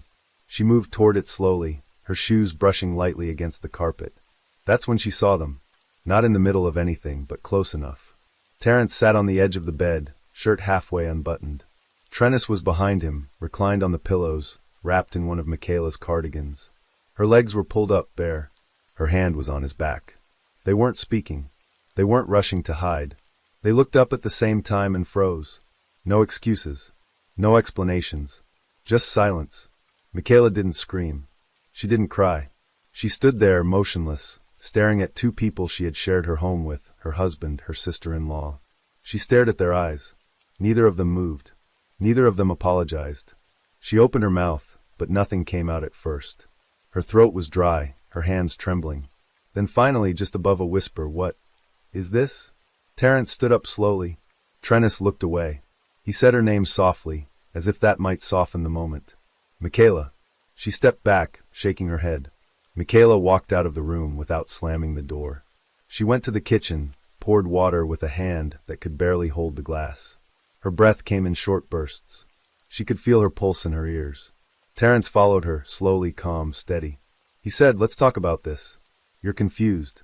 She laughed, short, bitter, disbelieving. "Confused?" Her voice was low but firm. She told him that if he didn't pack Trennis's things and get her out of the house that night, she was going to the church board, to the elders, to the entire congregation if she had to. She said she would call her mother. She would tell everyone. Terence didn't raise his voice. He didn't threaten. He didn't cry. He just looked at her the way someone might look at a witness instead of a wife. He said, "You need to be careful what you say when you're upset she's carrying my baby." Michaela was dumbfounded. She asked him if his mother knew about this incest. He replied in the most crude and unapologetic manner. Of course, this marriage was just a cover-up. That was all. No apology. No denial. Just a statement meant to sound like concern. Trennis didn't come out of the room. She stayed there until evening. Then, as the sun went down, she gathered a bag and left without a word. She didn't say goodbye. Didn't explain. Just walked out of the house and got into a car that had been idling outside for 15 minutes. Michaela stood in the window and watched her leave. That night, she didn't sleep. She locked the bedroom door. She didn't answer calls. She sat in the hallway with a notebook on her lap and a pen that shook in her hand. The next morning, February 11th, 2010, before the sun came up, she wrote one final entry. It was short. "If anything happens to me, don't trust Terence. Please, Mama. Please." She tore the page gently, folded it in thirds, and tucked it into the back of her journal. She placed the journal beneath her sweaters in the top drawer of her dresser, right next to a gold cross necklace she no longer wore. Then she showered, got dressed, went to work, taught 4 classes, ate lunch in the teacher's lounge, graded assignments during her planning period. No one at the school noticed anything different, but something had shifted in her completely. She came home that night and made dinner, set a plate on the table for Terence without saying a word, sat across from him and chewed her food slowly. He asked how her day went. She said, "Fine." Then she went upstairs and started packing a small bag. She didn't leave, but she was preparing to. What she didn't know, what no one could have imagined, is that she would never get the chance. Because the truth wasn't the only thing in danger anymore. Now she was. February 12th, 2010. The day started like any other. Michaela left the house a little after 7:15 a.m. She wore a gray sweater, slacks, and her brown leather flats, the ones with the slight scuff on the right heel. She waved to a neighbor as she pulled out of the driveway, smiled, said she was heading to school early to catch up on grading. She never made it there. At approximately 7:42 a.m., Michaela's silver 2003 Toyota Camry veered off I-285 southbound, just past exit 52, near Flat Shoals Road. Witnesses said the car drifted to the right, crossed the shoulder, and slammed into a wooded embankment. No brake lights. No swerve to correct. No sign of sudden movement.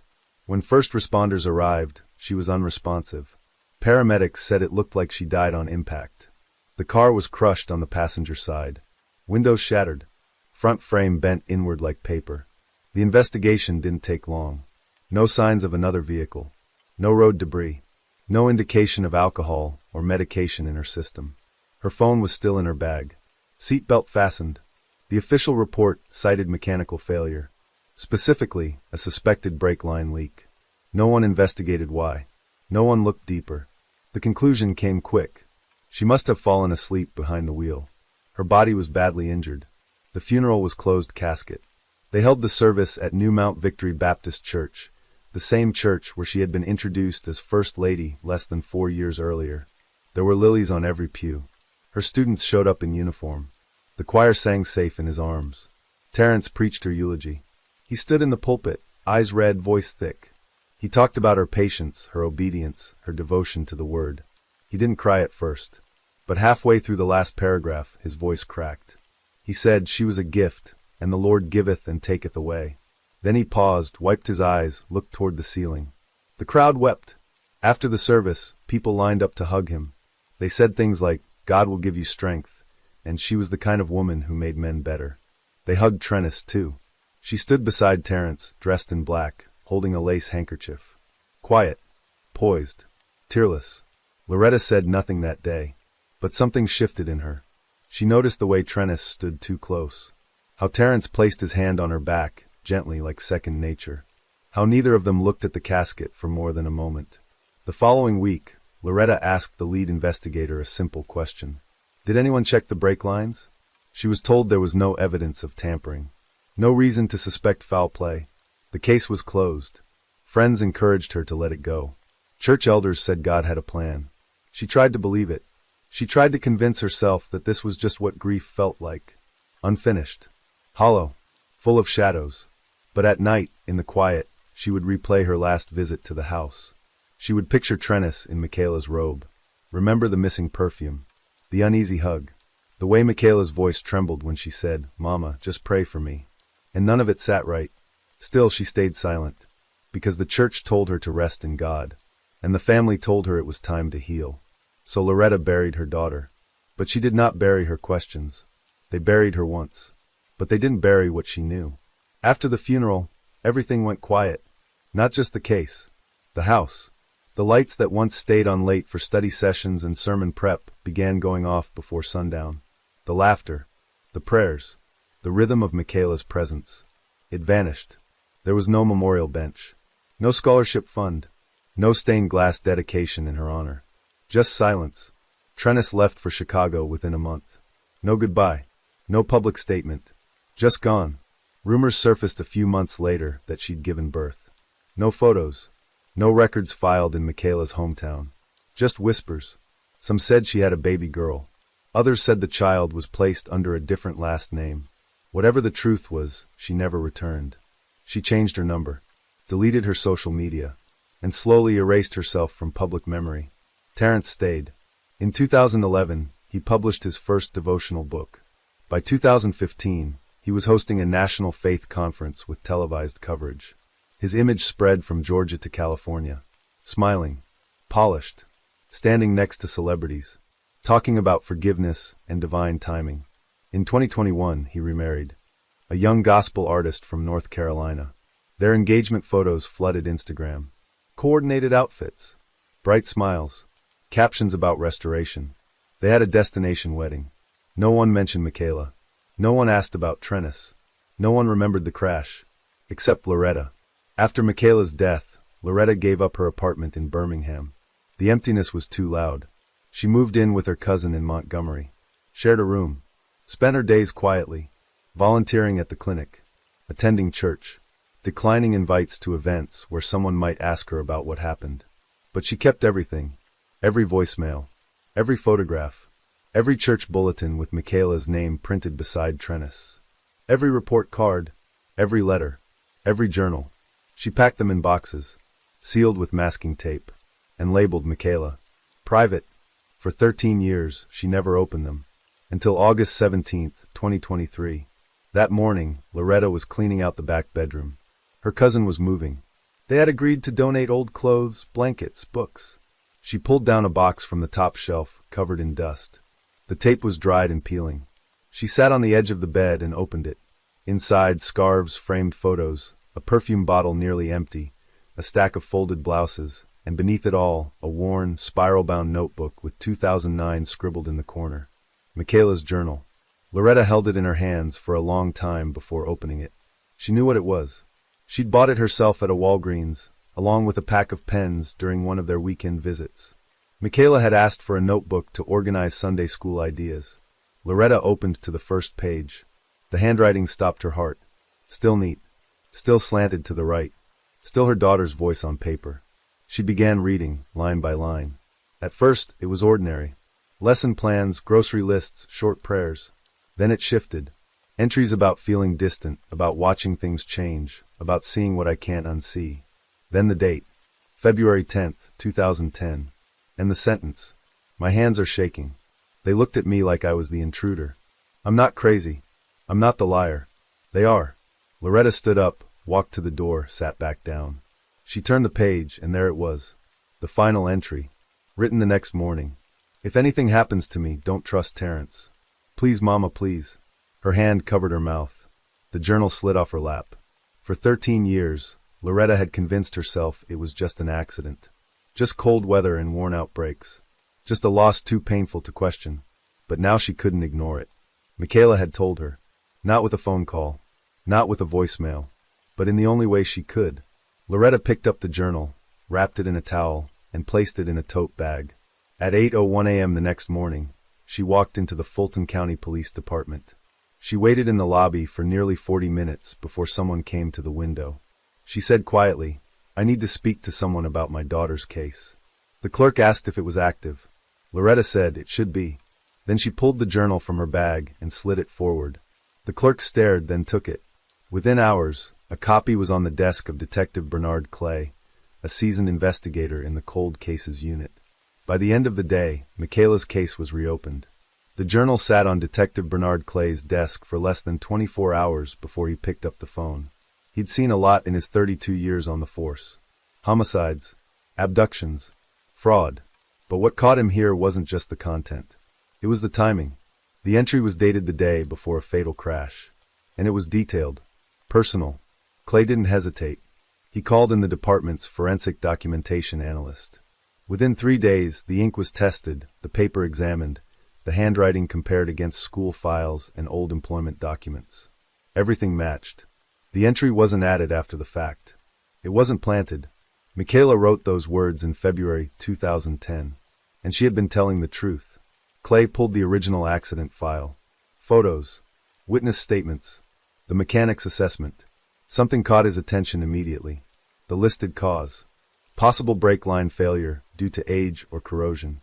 But nowhere in the report was there a mechanic's name. No receipt. No service history. Just an assumption. That same afternoon, he contacted Loretta. Asked her if she remembered where Michaela typically took her car for service. She did. A small repair shop off Glenwood Road. Benny's Auto and Tires. Still open. Still owned by the same man.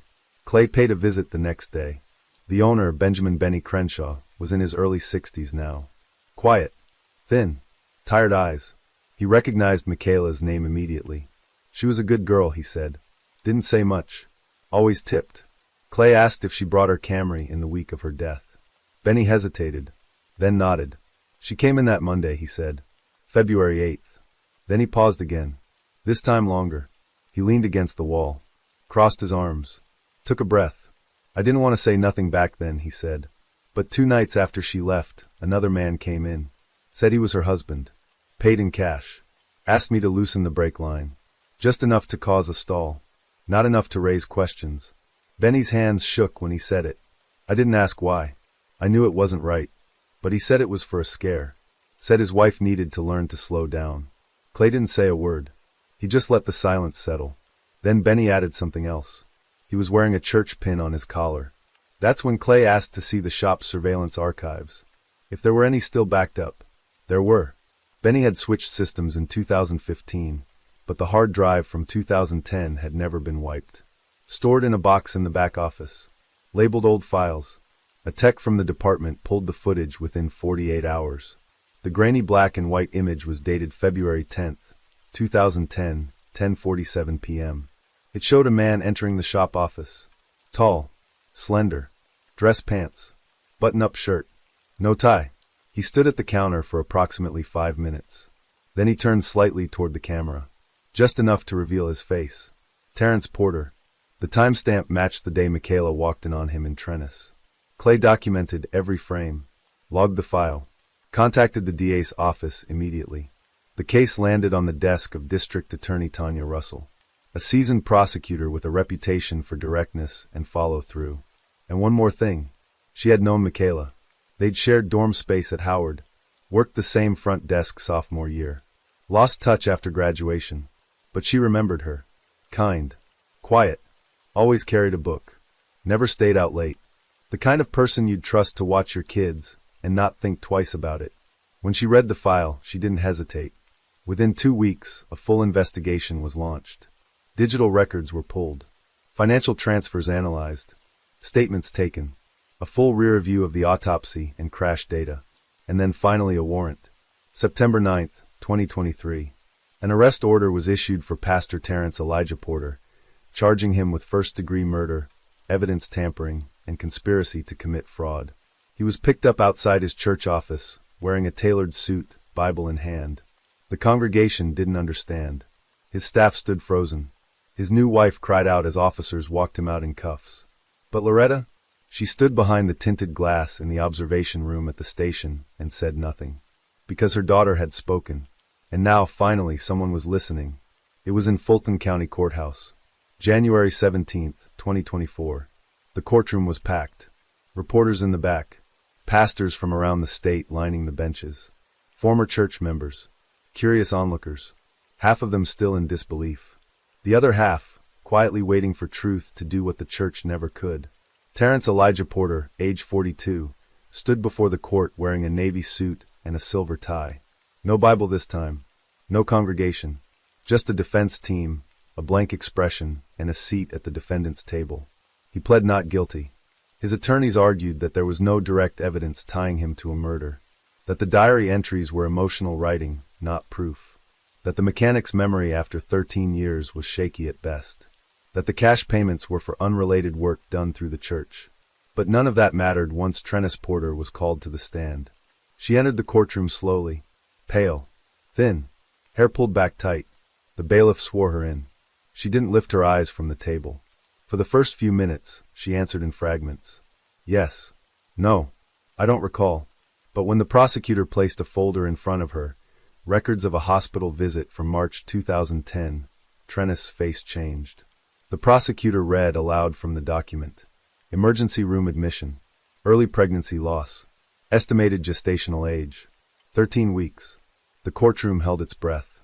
The prosecutor asked Miss Porter, who was the father. Trennis sat motionless. For almost 15 seconds, she didn't speak. Then finally her lips parted. Yes, she whispered. I was pregnant. It was his.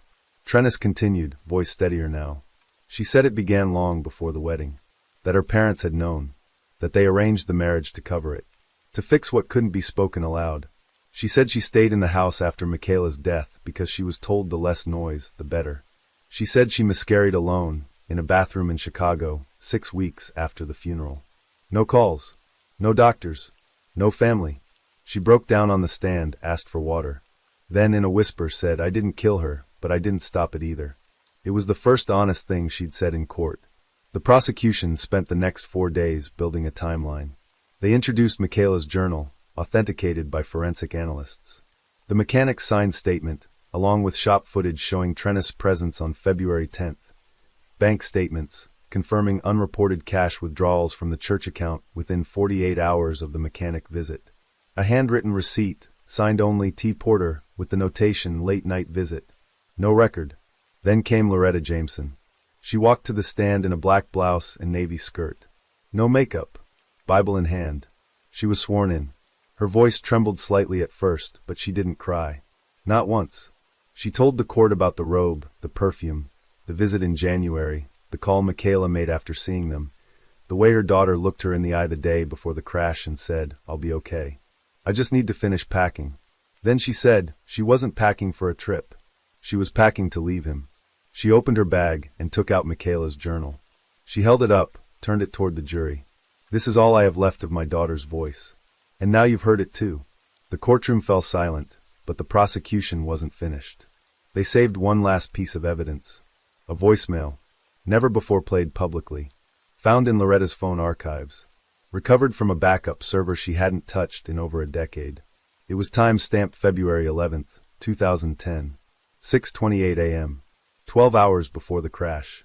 Michaela's voice was calm, but slow, like she'd already accepted what no one else could hear. Mama, if you find this, I love you.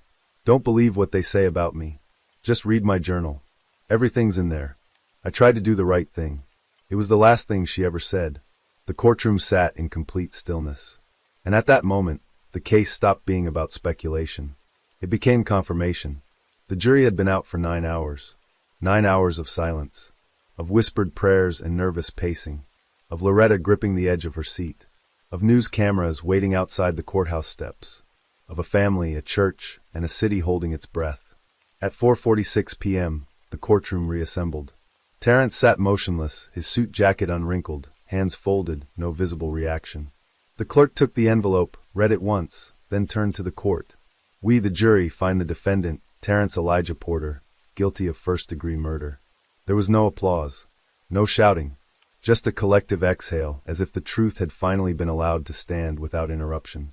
Terrence's head didn't drop. His eyes didn't move. He blinked, then stared straight ahead.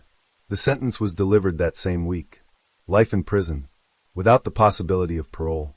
No appeal, no reduced charge, no deal. The court deemed the act calculated, deliberate, and rooted in personal protection over human life. His title no longer mattered. Not the sermons, not the followers, not the decades of curated image. Just the truth, and the consequences that came with it. As for Trennis, she never returned to the stand. 2 days after the verdict, she was admitted to Fairview Psychiatric Facility under court order. The state declared her mentally unfit to stand further proceedings, citing emotional instability, prolonged trauma, and untreated breakdown episodes dating back to adolescence. Her name disappeared from news headlines after that, and for most, she faded into the background, just another footnote in a story that had already taken too much. But for Loretta, justice came quietly, not with cheering, not with relief, but with a deep, shaking breath. She went home that night and opened the door to Michaela's old bedroom. It hadn't been touched. Same bookshelf, same quilt, same Bible on the nightstand. Her daughter's handwriting still taped to the wall above the desk. Let everything you do be done in love. Loretta sat on the edge of the bed, and for the first time in 13 years she wept. Not just for the daughter she lost, but for the peace she'd finally earned. Michaela's story wasn't just about loss. It was about what gets missed when no one is looking. It was about how some truths don't scream. They wait, and how justice, when it comes, doesn't always show up in a courtroom. Sometimes it shows up in a mother who never stops reading.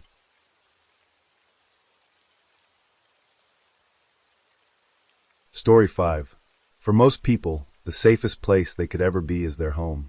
And yet, for the Beaver family of Broken Arrow, Oklahoma, their home became a torture cell and execution chamber.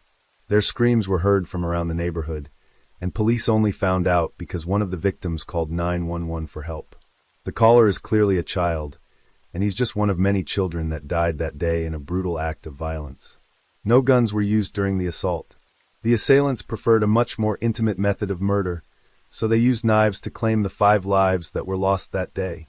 This is the story of the Beaver family, of the day half of its members were slaughtered like animals, and how a culture of glorifying violence contributed to their horrifying end.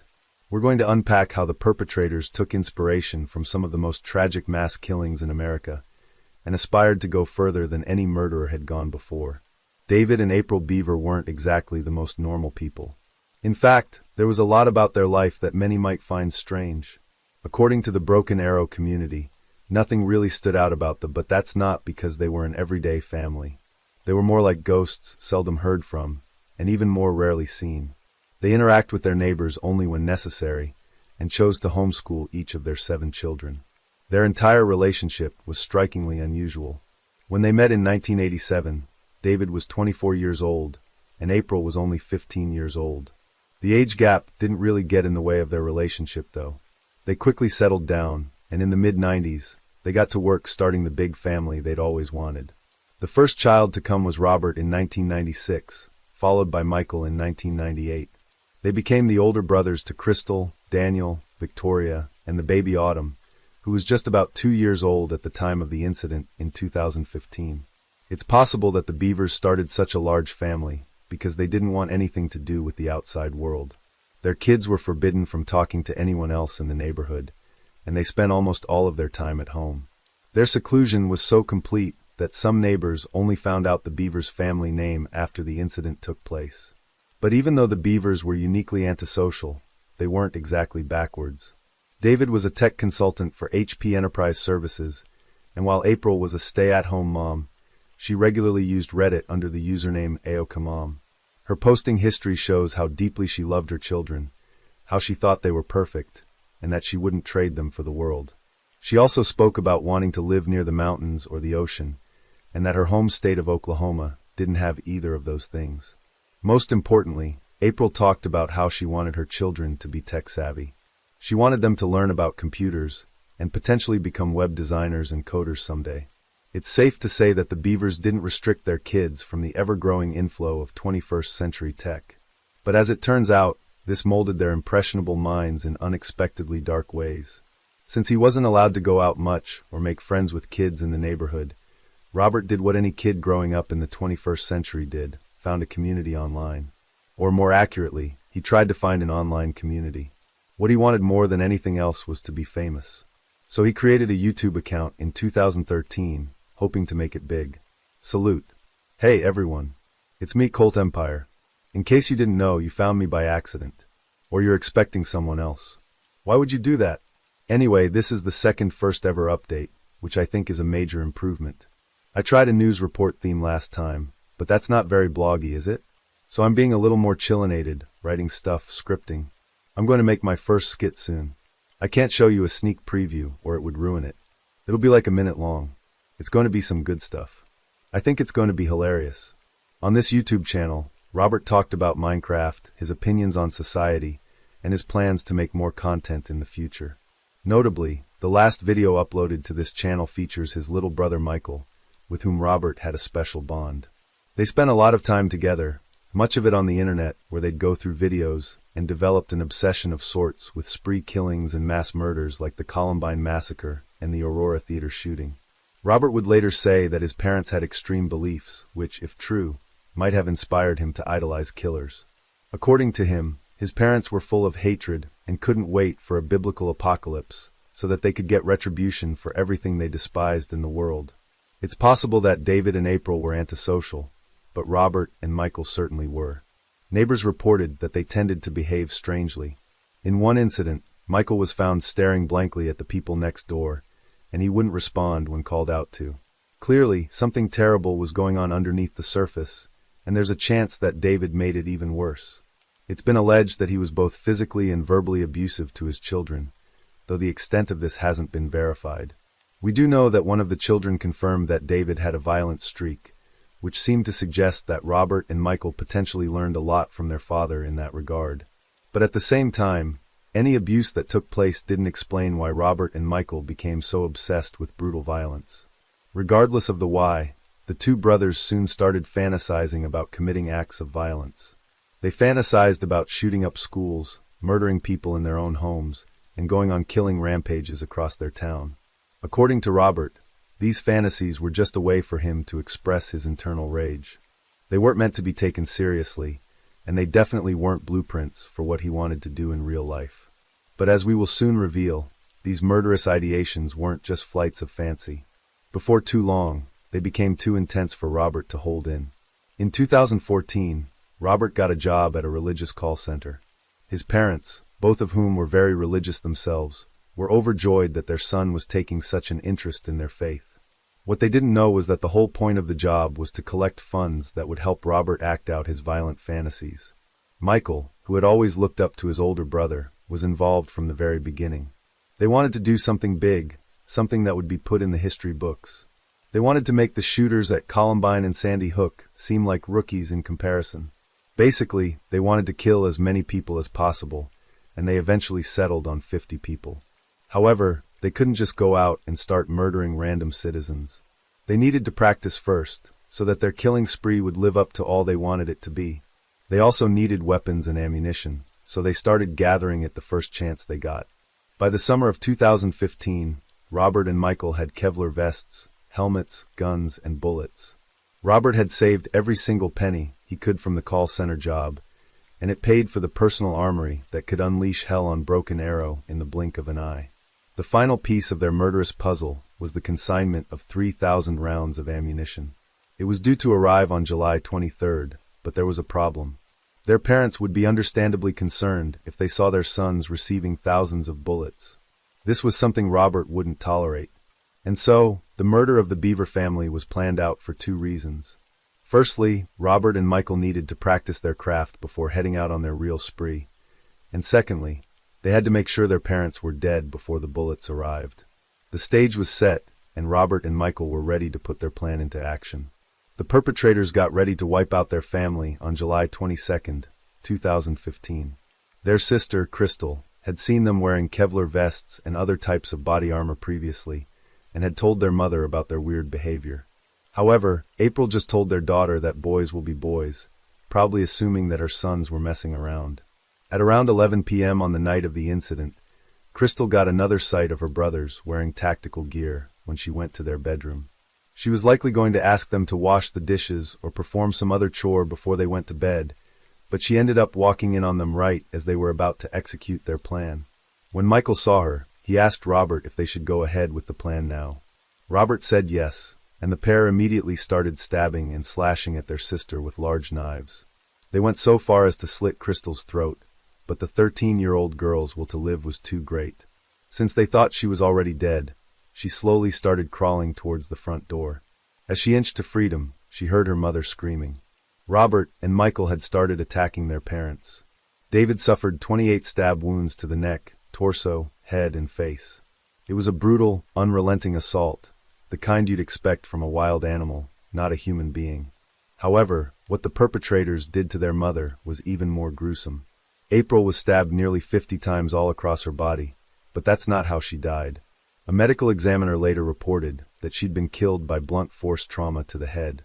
This means that the homicidal brothers either stabbed her relentlessly before bashing her head in, or their hatred for her was so potent that they ravaged her corpse with their knives. By this point, Robert had noticed that Crystal had escaped. Her wounds were so severe that she'd collapsed outside, so Robert headed out and dragged her back in.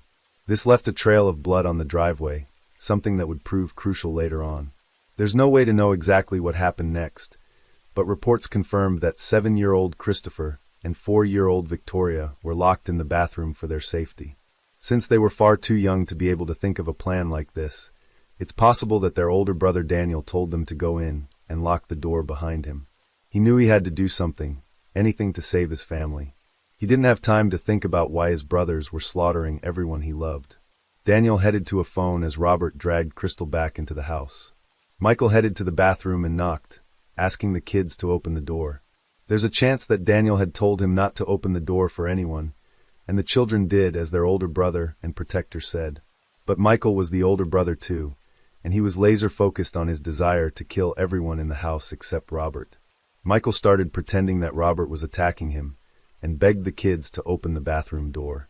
Eventually, the innocent children, probably confused and disoriented by all the chaos, opened the door. They were killed instantly, with Christopher getting stabbed 21 times and Victoria receiving 23 stab wounds. While all of this was happening, April spoke her final words, shouting at Daniel to call 911. The 12-year-old hid himself in a bedroom and called the police. And despite how shaken he was able to quickly and efficiently describe the situation to the operator. 711, this is Michael. 711, okay. Are you the only one there? No. My dad is attacking my family. Your dad is attacking your family? No, my brother. Okay, who's attacking your family? Who's attacking your family? Yes. Who is it? The call ends with what sounds like pleading from Daniel. It's possible that he was pleading with Michael as he raised the knife over his head. The pleas went unanswered, and Daniel suffered 21 stab wounds before he died. Overall, the Beaver family was stabbed 150 times. The sheer physical exertion of the attack would have left Robert and Michael feeling utterly exhausted. That's when they heard the sounds of police sirens in the distance.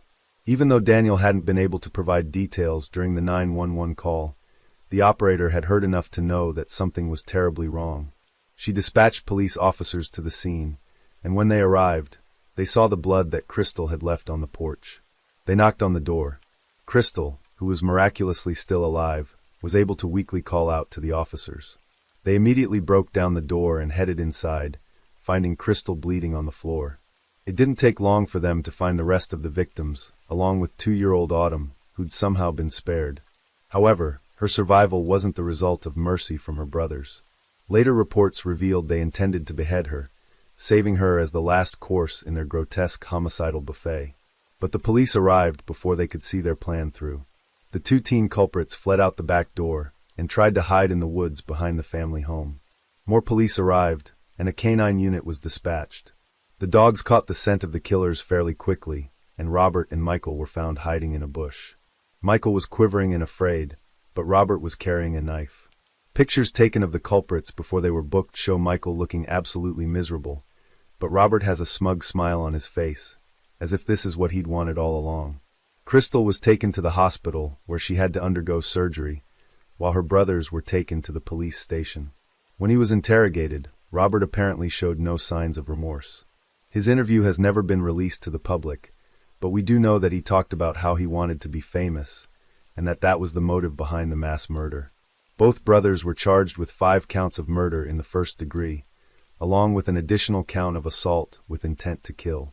On July 6, 2016, while awaiting trial in custody, Robert tried to commit suicide by tying his bedsheet into a noose.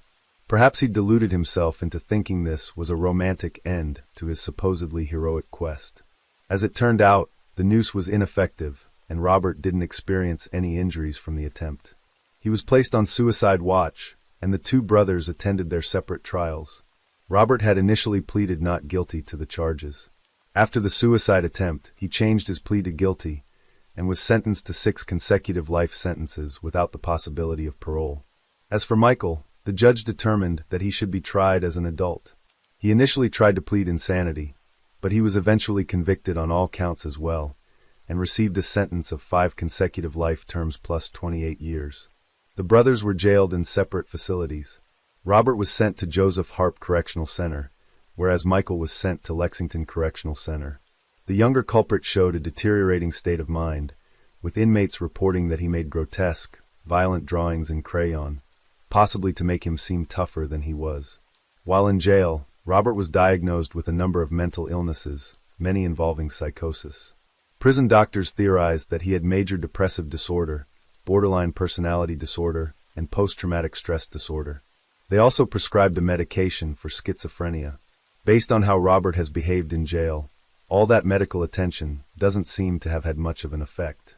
In 2019, he tried attacking prison staff with a makeshift shiv, indicating that his violent impulses haven't gone away. Crystal and Autumn, the sole survivors of the massacre, were eventually adopted by the same family. This was done to ensure they could stay together, something that might help them overcome the immense tragedy their brothers had put them through. As for the Beaver family home, it fell into a state of disrepair as it sat vacant for years. No one wanted to buy a house where something so gruesome had occurred. It became a popular spot for ghost hunters and other fans of the macabre, until it was destroyed in a fire on March 18, 2017, just weeks after the city council made plans to buy it and demolish it. The cause of the fire remains unknown, but it's possible that someone wanted to rid Broken Arrow of this tragic reminder. 2 years later, Reflection Park was opened to honor the memory of the Beaver family. The park contains a path that goes through a seemingly innocuous patch of grass, where the scene of the massacre once stood. It's highly likely that Crystal and Autumn changed their names to protect their privacy.